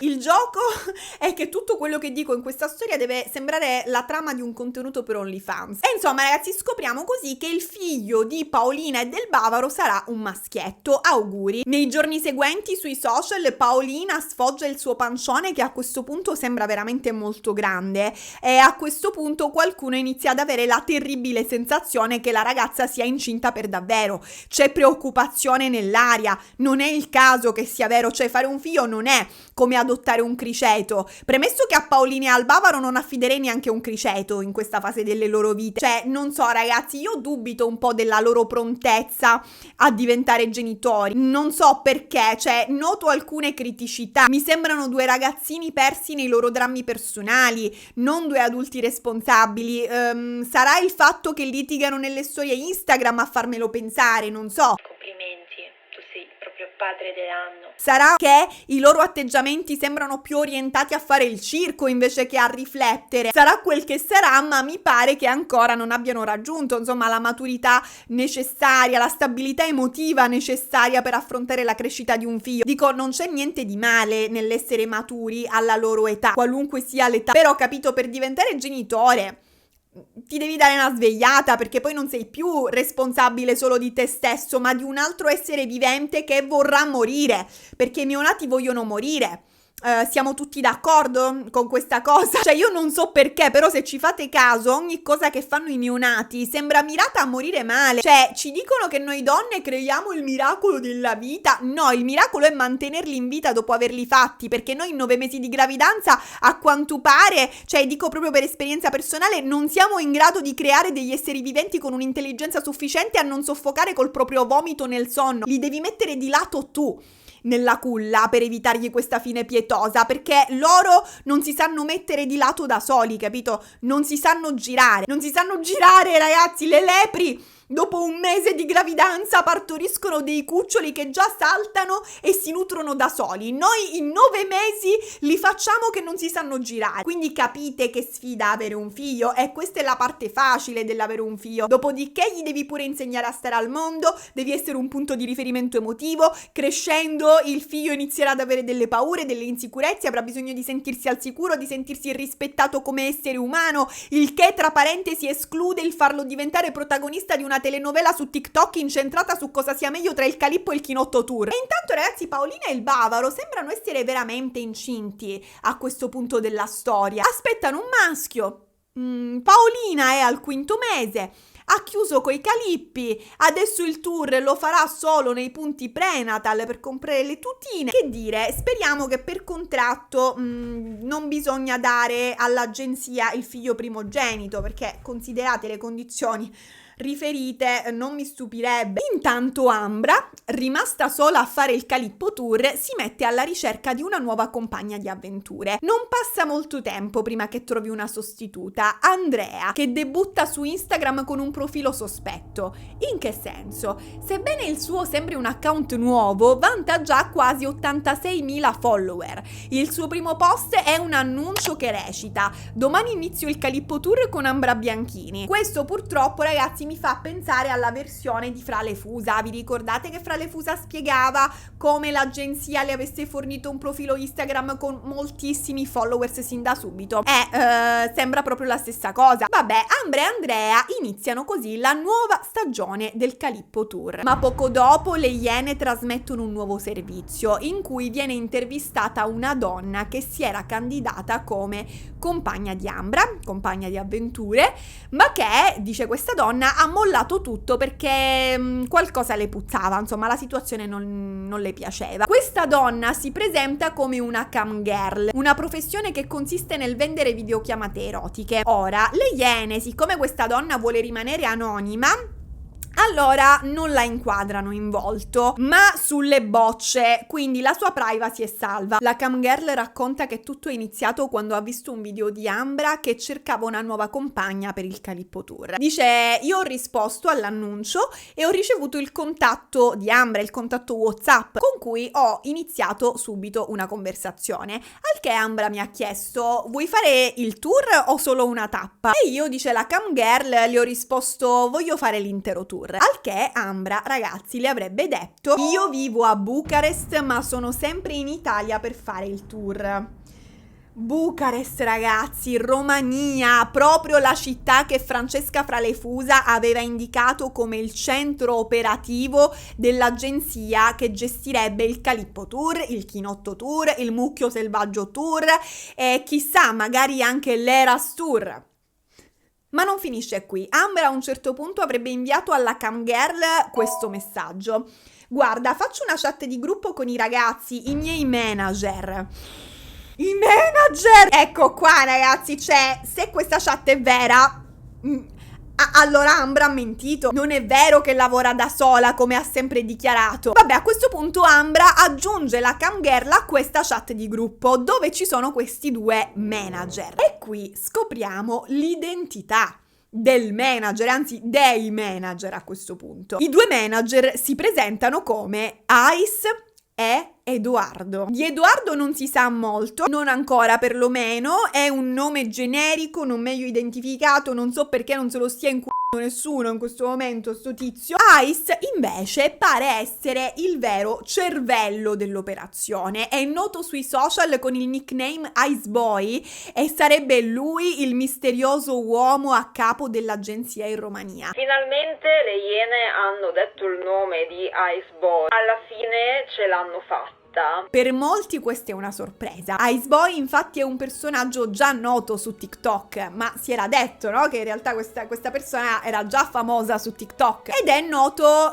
per i suoi dissing diretti ad altri creator. Io non lo avevo mai sentito nominare prima, non so chi sia, ma cercando un po' di informazioni abbiamo scoperto, ragazzi, che il suo nome è legato a varie polemiche, ma proprio polemiche di basso livello. Ad esempio 3 anni fa, a quanto pare, litigò con Gaia Bianchi perché lei aveva chiamato il suo cane Ice, e questo, da quanto ne ho capito, diciamo, visto che c'è un video di Fabrizio Valerio sull'argomento, lo aveva fatto sentire autorizzato a scagliarsi aggressivamente contro di lei, dandole della pagliaccia, cioè ma proprio l'ha aggredita malissimo. Gaia Clown, sei il personaggio più cringe d'Italia, fai finta di non essere un personaggio, ma sei un personaggio. Solo un cane si può chiamare così. Ma non è tutto, cercando il suo nome su YouTube mi sono imbattuta in un video dove lui sembra picchiare un ragazzo. Io non so se fosse una montatura o una cosa reale, ma in ogni caso c'è. Perché? È insomma un personaggio a cui piace presentarsi come controverso. Su YouTube si trova addirittura un canale che porta il suo nome, Iceboy. Meno male che è un canale e non un cane. L'immagine di copertina del canale Iceboy mostra quello che sembra essere lui. Però confermatemelo, ragazzi, perché non lo conosco così bene. Cioè comunque devo dire che la sua fisionomia mi confonde, non mi rimane proprio. Comunque è circondato da donne in atteggiamenti provocatori. Questo canale esiste dal 2018, ha 5.580 iscritti e rimanda a un profilo Instagram con ben 258.000 followers, dove sono presenti i link con il titolo "Esci da Matrix ora", e aprendo i link ci si imbatte in materiale legato al mondo delle criptovalute, quindi una promessa di libertà finanziaria, per quanto ne capisco. Cioè niente, cioè per me quella delle cripto è una realtà criptica, appunto. Vabbè, comunque il profilo Instagram è privato e non gli metterò il segui perché non me la sento ancora di farmi OnlyFans. Al dio di OnlyFans, diciamo, non oggi. Poi, ragazzi, cercando Iceboy su TikTok abbiamo scoperto un'altra cosa interessante, e cioè, allora, in un video qualcuno lo aveva menzionato, ma cliccando sul suo nome, sul tag Iceboy, non si apre la sua pagina, bensì quella di Fra le Fusa, come se al profilo che prima si chiamava Iceboy sia stato cambiato nome e sia stato messo il nome Fra le Fusa. Ora, la pagina è vuota, però cioè, che coincidenza, giusto. Cioè, questo è un indizio gigante, considerando che Fra le Fusa aveva dichiarato che l'agente misterioso le avesse dato dei profili social già avviati. Tra l'altro, se non sbaglio, questa menzione era messa proprio in un video postato da loro. Ma non è finita, ragazzi. Iceboy ha anche partecipato a una live su, credo, TikTok, o forse YouTube, non ho capito, con Andrea Di Pre, noto per essere l'ex di chi? Della diva del tubo. Allora, io non voglio commentare la live in questione perché quanto di più degenerato io abbia visto in vita mia dai tempi di Two Girls One Cup, cioè Di Pre è visibilmente fatto e Iceboy gli fa continuamente pressioni per andarsi a guardare la live della sua fidanzata su Instagram, dove ella sta mostrando generosamente le sue... Cioè, capito... Iceboy per tutto il tempo di questa live, ragazzi, non fa altro che incitare Di Pre a continuare a guardare, a commentare quell'altra live su Instagram, che a quanto pare la fidanzata di Iceboy starebbe trasmettendo dal profilo Instagram di Iceboy stesso. Quindi già ce lo abbiamo apparentemente come intermediario, visto che la fidanzata è una OnlyFanser. Comunque torna tutto, ragazzi, e se vi ricordate sia la diva del tubo sia Fra le Fusa dicevano questo agente è famoso su TikTok ma la fidanzata è molto più famosa di lui, è una OnlyFanser ma è famosa anche su TikTok. Vi ricordate questa cosa? Vi ricordate che lei è nell'algoritmo di Filippo, che è seguita su Instagram da Fedez? Ecco, guarda caso la fidanzata di Iceboy è la Ale Mons, nickname di Alessia Monzon Moreira, una OnlyFanser famosissima anche su TikTok. La sua bio è "faccio piangere ma non dagli occhi". E se ci fate caso, il suo profilo Instagram è strutturato allo stesso identico modo di tutte le altre ragazze del Calippo e del Chinotto Tour. C'è una breve frase di presentazione e un Linktree. Per chi non lo sapesse, il Linktree è un link che una volta cliccato apre un elenco di altri link. Viene usato di solito su Instagram per aggirare la limitazione di poter inserire un solo link nella bio. Tutti i profili di Calippo Tour e Chinotto Tour, giusto, sono impostati così, come se fosse tutto, capito, standardizzato, coordinato, tipo prodotti in serie. Certo, potrebbe anche essere, non so, una moda diffusa tra OnlyFanser, quella di impostare il profilo così, però, capito, non possiamo fare finta che ciò non sia quantomeno sospetto, soprattutto considerando che esistono vari video di Lal e Mons insieme ad Ambra, la protagonista del Calippo Tour. Regole in una casa di attrici, parte 2. E questi video sembrano ambientati nella villa in cui vive Ice Boy. E Ice Boy vive in Romania, a Bucarest. Allora raga, io da un po' di tempo che mi sono trasferito in Romania. Tra l'altro, alcuni dei contenuti creati da Ice Boy su TikTok erano di questo tipo. Se voi al ristorante non ci andate con almeno 5 ragazze dietro, dovete starvene a casa. La presenza di tutte queste ragazze intorno ad Ice Boy, spesso in pose ambigue, sicuramente corrobora le accuse che gli vengono rivolte, no? Alimenta quantomeno i sospetti. Quest'altro è un video pubblicato da Ice Boy su TikTok. Come vedete ci sono due ragazze a bordo piscina, messe entrambe con il sedere a ponte. Questo non ve lo faccio vedere, però fidatevi. E la piscina sembra essere la stessa che si vede nei video di Ambra. Tutti questi elementi messi insieme, ragazzi, rendono credibile la testimonianza della cam girl intervistata dalle Iene, quando dice la gente di quella del Calippo Tour, Ambra e Ice Boy, e quindi c'è lui che coordina praticamente tutte le operazioni di Calippo Tour e Chinotto Tour. Ma andiamo avanti con questa testimonianza della cam girl, quindi torniamo alle Iene.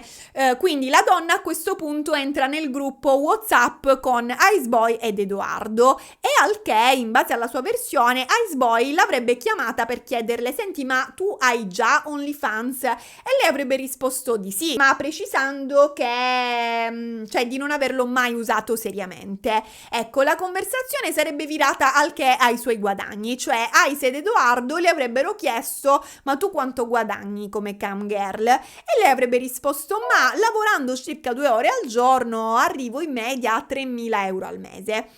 Loro al che le avrebbero detto: su OnlyFans, se ci metti lo stesso impegno, possiamo fare molto ma molto di più. Attenzione tra l'altro al possiamo, che lascia intendere un loro coinvolgimento. A questo punto i due le avrebbero proposto di fare l'affare, dicendole: guarda cam girl, se entri direttamente come amica di Ambra, quindi come direttamente cominci a fare il Calippo Tour, possiamo arrivare a 35.000-45.000 euro al mese. Tu pensa che Ambra guadagna circa 100.000 euro al mese, euro più, euro meno. E dire che nel servizio delle Iene Ambra aveva dichiarato di guadagnare in media 4.000 euro al mese. Quindi chi mente? Ambra sottostima i suoi introiti per proteggere il sistema? O Ice ed Edoardo esagerano per attirare nuove prede? Oppure mente la cam girl e tutto questo non è mai esistito, non è mai successo? Sta di fatto, ragazzi, che la cam girl racconta di avere menzionato il servizio delle Iene a questo punto, e al che Ice le avrebbe risposto: non ascoltare quello che è stato detto nelle interviste, sono tutte cazzate. Vabbè, convinta dalla promessa di guadagnare cifre incredibili, la cam girl a questo punto avrebbe accettato di entrare nel giro, e allora Ice e Edoardo le avrebbero spiegato come cosa avrebbe dovuto fare, come avrebbe funzionato, come sarebbe funzionato, Ragazzi, sono a questo punto le 4:09 di notte, non vi aspettate che io coniughi i verbi, coniugateveli voi. Allora, praticamente Ice ed Edoardo le avrebbero detto: noi ti imposteremo le foto su Telegram, noi ti imposteremo il profilo OnlyFans, noi risponderemo ai tuoi messaggi, tu dovrai solo inviarci i contenuti. E gli avrebbero anche detto: ti forniremo profili TikTok pronti con 100.000 followers. E infine le avrebbero detto: divideremo i guadagni al 50%. Tra l'altro alle Iene vengono proprio letti alcuni messaggi che Ice Boy avrebbe inviato a questa cam girl, in cui lui praticamente le dava istruzioni su cosa avrebbe dovuto fare. Vi leggo uno di questi messaggi. Per Instagram ogni giorno servono 3 o 4 foto diverse per ogni set. Mini video vanno anche bene. L'importante è che da un giorno all'altro location e outfit siano diversi, altrimenti si nota che è tutto scattato nello stesso momento. Vabbè, gli agenti qua spiegano poi alla cam girl che dovrà fare video usando i giocattoli. Notate che c'è un vero e proprio coordinamento, ragazzi, cioè la donna poi viene messa sotto una gestione molto precisa di quello che potrà o non potrà fare. Cioè addirittura sentite fino a che punto si spinge il management, diciamo, della donna. Il telefono deve essere iPhone. A questo punto, ragazzi, è evidente che non si tratta di, non lo so, semplici consigli per migliorare la qualità dei contenuti. Ripeto, comunque sarebbe sfruttamento anche quello, perché non ci possono essere intermediari. Ma qua proprio siamo di fronte a un'organizzazione strutturata, aziendale, cioè ogni dettaglio è pianificato, ogni dettaglio di quello che le donne possono fare, non possono fare, devono fare sui social, come si devono comportare, è tutto gestito. Ma non finisce qui. I due manager le avrebbero chiesto esplicitamente: hai dei limiti su cosa non faresti? Insomma, alle Iene a questo punto viene fatta ascoltare la voce di uno dei due manager mentre le propone proprio il contratto. Ma dopo questo messaggio vocale la donna avrebbe annusato la puzza di sfruttamento e ci avrebbe per fortuna ripensato e li avrebbe ghostati. Non verrà mai ricontattata da loro, ci dice. Fine. Ora, di fronte al servizio delle Iene, Cartabianca decide di approfondire la questione e andare direttamente in Romania a casa di Ice Boy. Ok, l'inviata si reca a Bucarest, in questa benedetta villa con piscina segnalata da diverse ragazze. Dopo ore di appostamento finalmente arriva un'auto e ne scende un uomo che si presenta come il proprietario della villa, ma non è Ice Boy. Il proprietario della villa dice: ah sì, Ice Boy aveva in affitto questa villa da circa un anno, ma ora se n'è andato, viveva qui con la sua ragazza e aveva un'agenzia, ma di cosa si occupasse esattamente io non lo so. A parte che, ma quindi in Romania le case si affittano così senza manco chiederti che lavoro fai di preciso? Cioè qui ci hanno chiesto letteralmente, ragazzi, le ultime 2 dichiarazioni dei redditi, le referenze, una lettera di raccomandazione dal Presidente della Repubblica. Vabbè, insomma, il proprietario dice all'inviata: comunque non era affittata a nome di Ice Boy questa villa, era a nome della sua agenzia,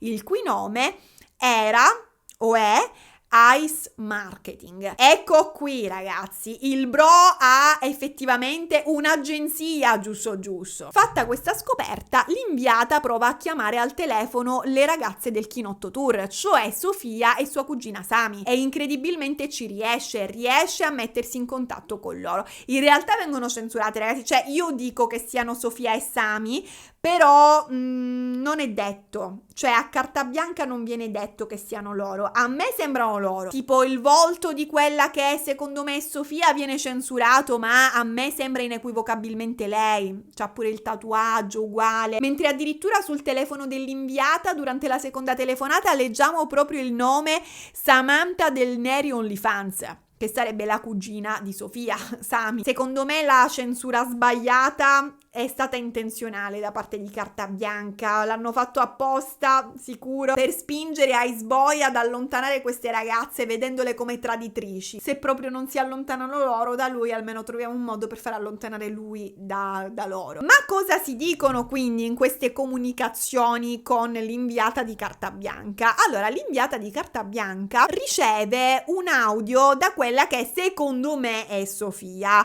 in cui questa ragazza dice: certo, abbiamo un manager, ok? Quindi se abbiamo bisogno di idee o robe così, loro si prendono cura di questa cosa qui. Quando l'inviata fa notare che fino a quel momento avevano sempre detto di non avere un manager e di agire in autonomia, la presunta Sofia le risponde: sì, ma è giusto così, se si prendono cura delle idee e queste cose qua è giusto dargli una percentuale, ma tutte le ragazze di OnlyFans hanno un manager, ok? No, non è ok, amo, è reato, soprattutto se sto manager trattiene percentuali spropositate sui guadagni. Stiamo parlando del 50%, ma scherziamo ragazzi, è una rapina. Dividere al 50% significa essere in società. Siamo soci, appunto, come si suol dire, al 50%. Ma questo che cosa significa? Che sì, ci dividiamo a metà i ricavi della nostra attività, ma quando si è in società si lavora anche entrambi al 50%. Iceboy, quanti calippi ha fatto in giro per l'Italia? Quanti contenuti a pagamento fatti da lui ha venduto su OnlyFans, mettendo poi i ricavi nella cassa comune che sarebbe stata spartita al 50%? Ora, attenzione ragazzi, perché durante l'intervista la presunta Sofia si fa scappare una cosa che forse non avrebbe dovuto dire. Praticamente quando l'inviata le chiede quando tornerà in Italia, Sofia le risponde: non ho idea di quando torni in Italia Ice, ma penso proprio che rimanga a Bucarest. Il nome quindi a questo punto sembra confermato, la gente è Iceboy, giusto ragazzi? Cioè, ha detto proprio Ice. Non ho alba di quando ritorni in Italia, Ice. Cioè le cose sono due: o il manager del Calippo Echinotto Tour è Iceboy o è il cane di Gaia Bianchi. Quindi ci saranno altri colpi di scena? Non facciamo che alla fine la gente si scopre essere Pamela 2. Sedermi qua e dire sono innocente sarebbe un'ulteriore presa per il culo per tutti. A carta bianca, tra l'altro, a questo punto viene detto che su queste agenzie si sta indagando da almeno 1 anno e mezzo, ma che purtroppo il problema è che le denunce sono poche, quindi risulta più complicato fare indagini. Fra le Fusa sarebbe stata tra le prime a parlare e sarebbe stata lei a spingere altri ragazzi a intraprendere le vie legali, ma molte, dice Fra le Fusa, restano ancora sotto l'agenzia per paura. In tutto ciò, mentre l'inviata di carta bianca si aggira per la Romania in cerca di risposte, sui social Paolina piange. Perché piange questa volta Paolina? Allora, tutto comincia mentre Paolina, Ambra e la nuova arrivata Andrea sono in live, stanno facendo una diretta e improvvisamente Paolina si imbatte sui social, o forse addirittura Sofia le invia un video, e in questo video si vede il bavaro che limona con la tipa del Chinotto Tour, Sofia appunto. Paolina si prende male, lo chiama al telefono, lui non le risponde, poi risponde, lei gli sbraita contro al telefono, alla fine lancia il telefono, insomma una scenata che avviene sempre in tutto ciò mentre Ambra se la ride sotto i baffi. E così il 30 novembre 2024 Paolina pubblica questo video in lacrime. Rivolgendosi al bavaro, Paolina lo accusa di fregarsene del bambino e dichiara: io con te ho chiuso e ora mi aborto, visto che non ti frega nulla, e tornerò a fare Calippo Tour ancora più carica di prima.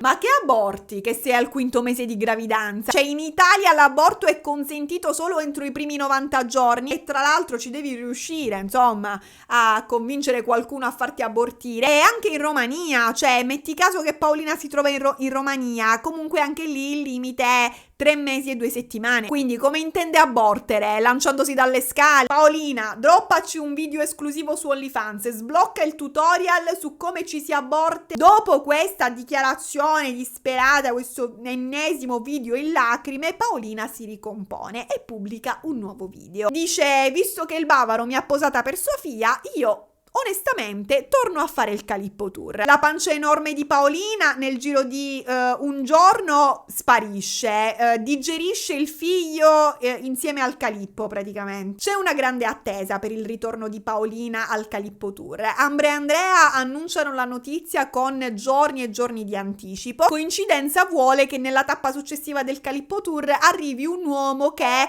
spiega di essere stato tradito dalla ragazza e di voler ricambiare il favore tradendola con loro tre, Ambra, Andrea e Paolina. Una relazione pure la sua fondata su basi solide, no? Sane, come quella tra Paolina e il bavaro. Solo a questo punto il bavaro pubblica il suo video di risposta e dice: ragazzi, il gender reveal è stata tutta una farsa, era tutto finto, io l'ho fatto per farla contenta e per farle capire che in realtà non era quello che voleva neanche lei.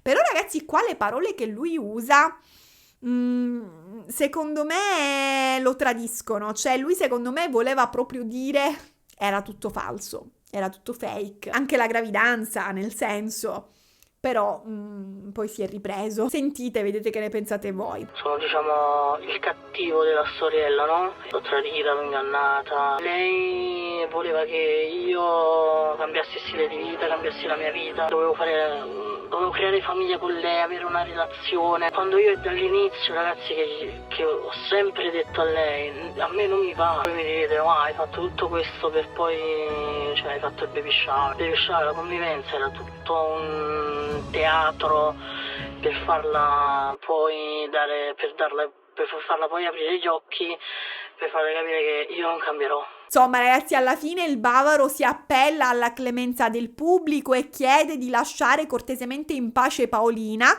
Dice lei è buona, è gentile, ha bisogno di amore, cerca l'amore nella sua vita, fa fatica a trovarlo per il lavoro che fa, per favore lasciatela stare.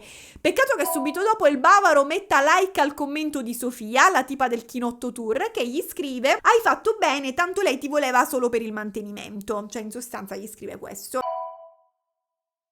Mentre su TikTok succede questo, contemporaneamente inizia il Pacco Tour.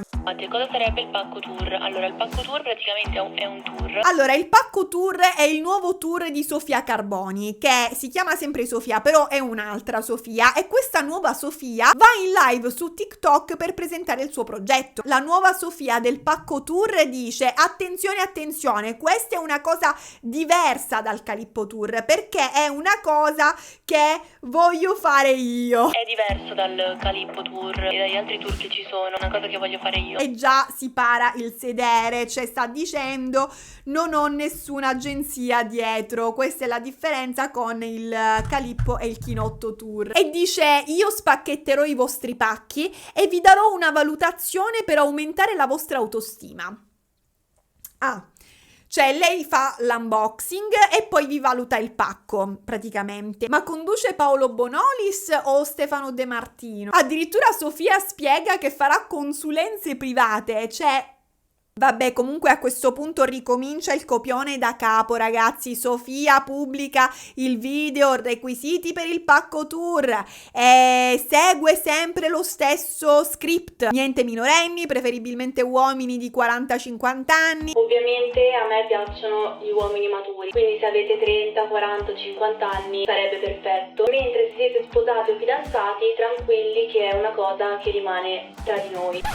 Anche se siete fidanzati, sposati, divorziati, così, ragazzi, non è un problema, perché il video è anonimo. Quello è, ragazzi, uguale, identico a Chinotto e Calippo Tour. Dopodiché pubblica il video, cose che non accetto nel Pacco Tour, e così via, con l'ennesimo riciclo dello stesso copione. Questa è solo la versione natalizia del Calippo Tour. Il Pacco Tour perché cioè ci sono i pacchi regalo, no? Praticamente è un tour dove andrò in giro per le città d'Italia a spacchettare i vostri pacchetti. Li aspetto a San Valentino con il Corna Tour, a Pasqua con l'Uccello Tour, poi magari faranno quelli limited edition, no? Il Maranza Tour, edizione specialissima, oppure quelli specifici per categorie, tipo il tour vegano. Ma per il momento il mio tour tra i tour finisce qui. Questo è tutto ciò che siamo riusciti a scoprire sul Calippo Tour e sulle sue declinazioni. Sicuramente, ragazzi, presto ci saranno aggiornamenti e io sarò qui con voi per seguirli, ma per il momento passo la parola a voi,